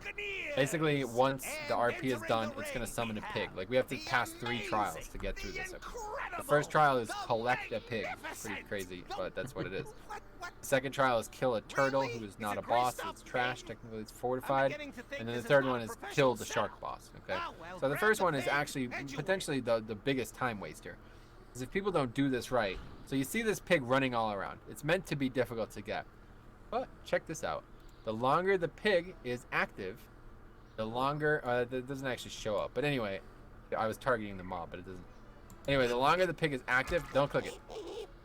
Alright, don't click it. The longer the pig is active, the slower it gets. So basically, you would have a rogue come here, start the RP, and then when you'd get back here, the pig would literally be standing still. You wouldn't be able to move at all.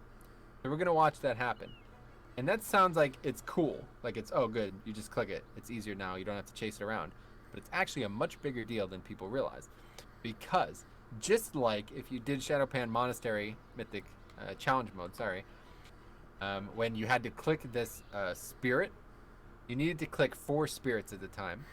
If all 4 people started the channel at the same time, it would give you 4 of 4 on 1 spirit. So, just like that, 5 people start the pig. 1, 2, 3, click, pig, 5 of 5 without moving. That is huge, huge, huge, huge, huge. That is absolutely massive, and almost nobody does it. People constantly get here and then they just click the pig immediately. So what you want to do as a tank is you want to do a short countdown. You don't want to waste too much time here. It's not that valuable. But no matter what, if somebody starts the RP and then leaves, by the time you get here, the pig will just be standing still. Do a couple second countdown, even if it's only 2 seconds. Have people click on 0. All 5 people click at once. Blah. And that's it. Pig's gone. 5 people. We're not going to be able to replicate it here.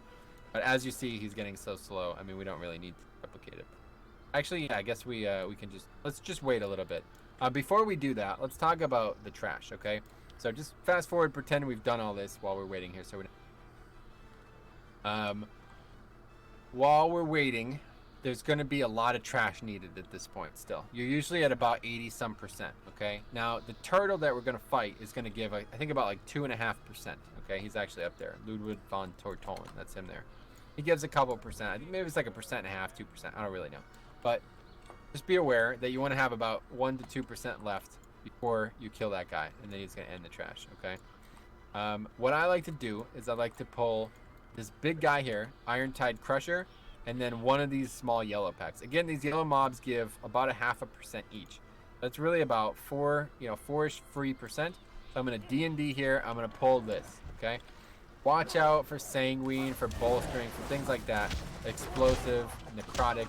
These mobs can actually be relatively dangerous. But, yeah, I would always pull some of these yellows. These are very, very free. Okay? Again, dodge the ground shatter. Move farther than you think you have to. And just dodge when he throws the rock.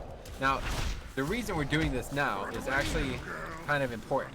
Because you have so much downtime in this little event that you want to be pulling trash while you have the downtime. Typically, you would do it after the pig. We're gonna do the pig now. But right now, it doesn't really matter. Whenever you have downtime, pull trash. DBM is going to show you exactly how much downtime you have and use that downtime to pull trash. Okay, so basically what we're going to do here is at 0, both you and I are going to click the pig. Okay, 1. He ran away.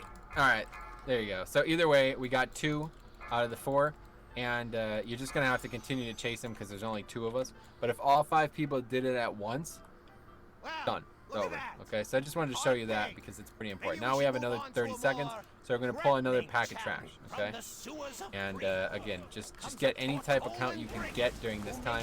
This is actually the shortest time here. There's only, what was it, only 15 seconds between or something? So that's not the big one, but after this. So Ludwig von Tortolen is actually more dangerous than you think. He's got a ton of health for a trash mob. Cannot be skipped or nothing like that. You got to kill him. Raging is a real problem on him. You got to make sure you de-enrage him. And Fortified is obviously making him harder than not. So on a Fortified week, I'm going to use CDs on this dude. Because I think he's actually more dangerous boss on Fortified. On Tyrannical, you're going to... so we're just going to kill him. He's got pretty much only one mechanic. He's going to shoot these turtle shells out. If you get hit by them, they will knock you back and deal a bunch of damage. Here it is. They're going to... Like, the longer this takes, the more turtle shells just going to... It's actually a pretty big problem because I'm going to show you this now. If you get knocked out of the arena here, as you see, it's not happening. Oh, there we go. Okay, if you're out of the arena, you have a 75% chance to miss. Not good. Also, he resets, obviously. That should be clear, right? I think anytime you move a mob out of the arena. But it's usually not going to happen as a tank. But either way, if you get knocked out as a damage dealer cop, it's very common that this happens. You get knocked up onto those those wooden kind of pillars or whatever, that lattice of wood there. You're going to get crushed. The mobs, like these NPCs up here, are going to throw a banana at you. It's going to do a ton of damage, and it's going to make you pretty much ineffective for the next however long it lasts. So you want to kind of tank them right here. You don't want to get them any closer to the fence than this, because if somebody does get hit right here, you won't actually get knocked out of the arena. You know what I mean? You definitely will be fine. If you tank them right against this wall, this happens all the time. In fact, I've had people literally get hit like right here. Yeah, as you see, I'm only like 5 yards into this, but I'm still getting hit by those bananas. Pretty big deal. So now we have 30 seconds. Now we're gonna clear more trash. At this point, you should be done with count. If you're not done with count at this point, you probably pulled somehow way too little along the way. This is usually the last attack I like to fight. But on like a teaming week, you might have to change some things. We might also pull that pack across from this here with the knife jugglers and stuff. But realistically, we're never going to fight that pack. Very unlikely. See what happens in Season 4, though. Things are going to change, obviously. Right now in Season 2, you almost never fight this stuff because the emissaries get so big. Either way, this is why the end of the dungeon is awesome. Because you can literally pick and choose what you want. If you only need 1 count, then you kill that knife juggler over there. If you need like 5 count, you just go kill that crusher. You know what I mean? Like there's a lot of options. So here we are on Trothak, that's the name. This is definitely a Lust boss because it's a very beefy encounter. He's got a lot of mechanics that are going to force you to move. So you really want to maximize the first 30 seconds of the fight. This is actually a very easy encounter. It's just numerically demanding. Okay. The only mechanic that you're probably ever going to have to worry about is the sharks. The sharks are he's literally going to throw a shark out. It's going to land and it's going to track the closest person to that shark. Okay. So ideally you're going to have your healer or at least some kind of range be the closest person and it's going to follow them around. You get hit by the shark, it's going to chomp you every second. All right. It doesn't just hit once and go away. It chomps constantly. So the closer, every time you're close to the shark, if you're getting hit, you're probably going to die after a few seconds. Don't let it hit you. It is nature damage though. If you're Death Knight, you get AMS, you won't take damage.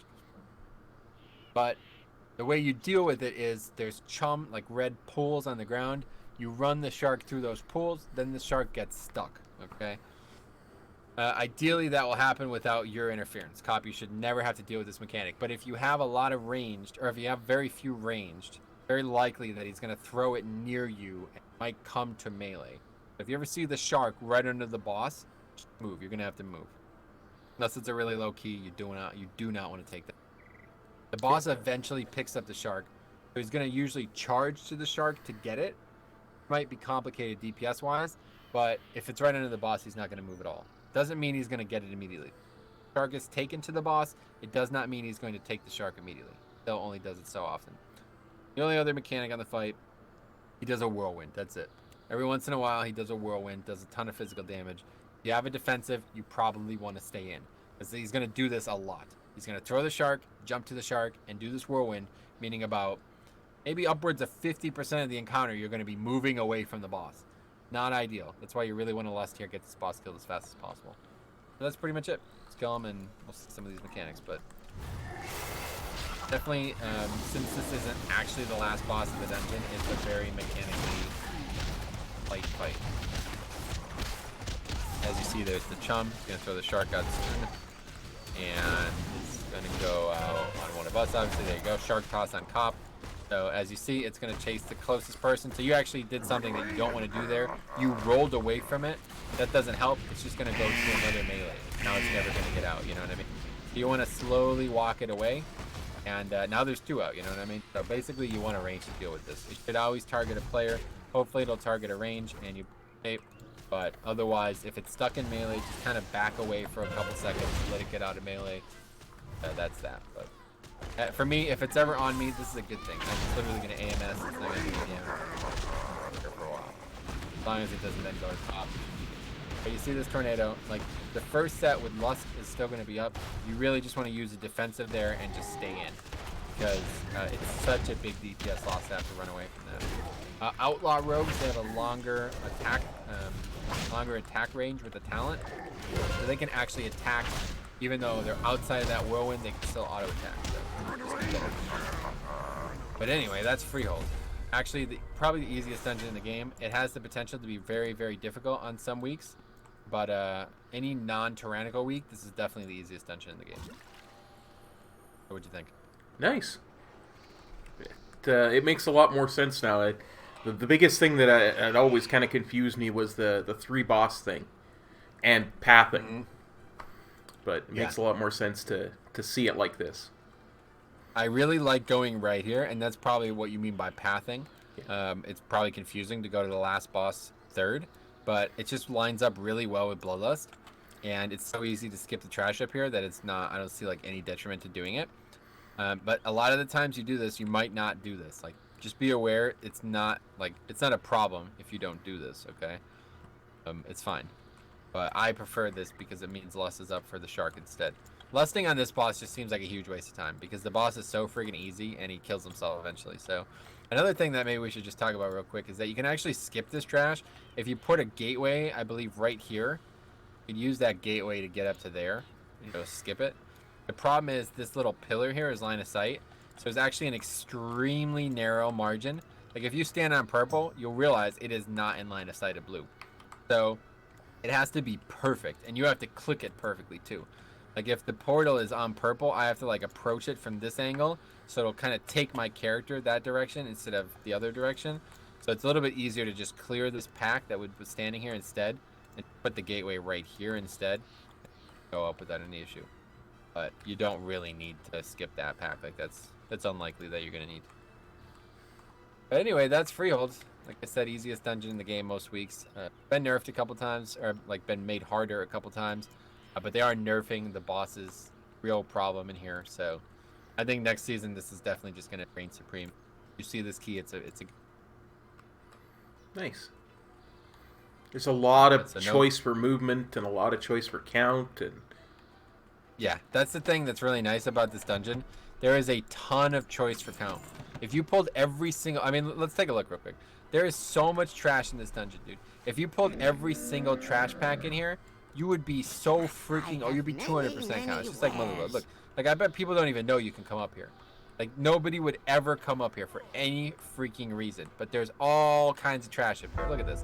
Literally all the way up here. There's like another 3-4 packs up here. It's unbelievable. There's mob over here. There's mobs over here. It's crazy. Nobody would ever come up here. I mean, you could literally be up here, RPing, and nobody would even know you were in the dungeon. You know what I mean? If I literally came up here, I might have to do it. I might have to just join a group and just come do this part of the dungeon and see what people say, because I think this is probably the first time anybody's ever fought any of this trash up here.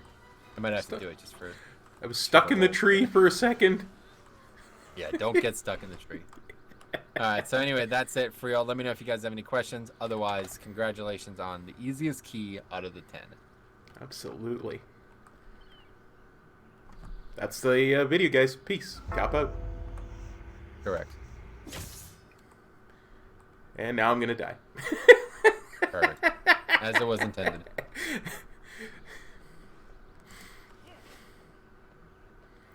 Oh, that was a lot of fun, actually. Yeah, that was good. That was one that I wanted to do for a while now because I wanted to make sure I got like 100% of the info right, and I still ended up messing something up. But it's all good. That's okay. Oh, it's like so close to the exit. Look.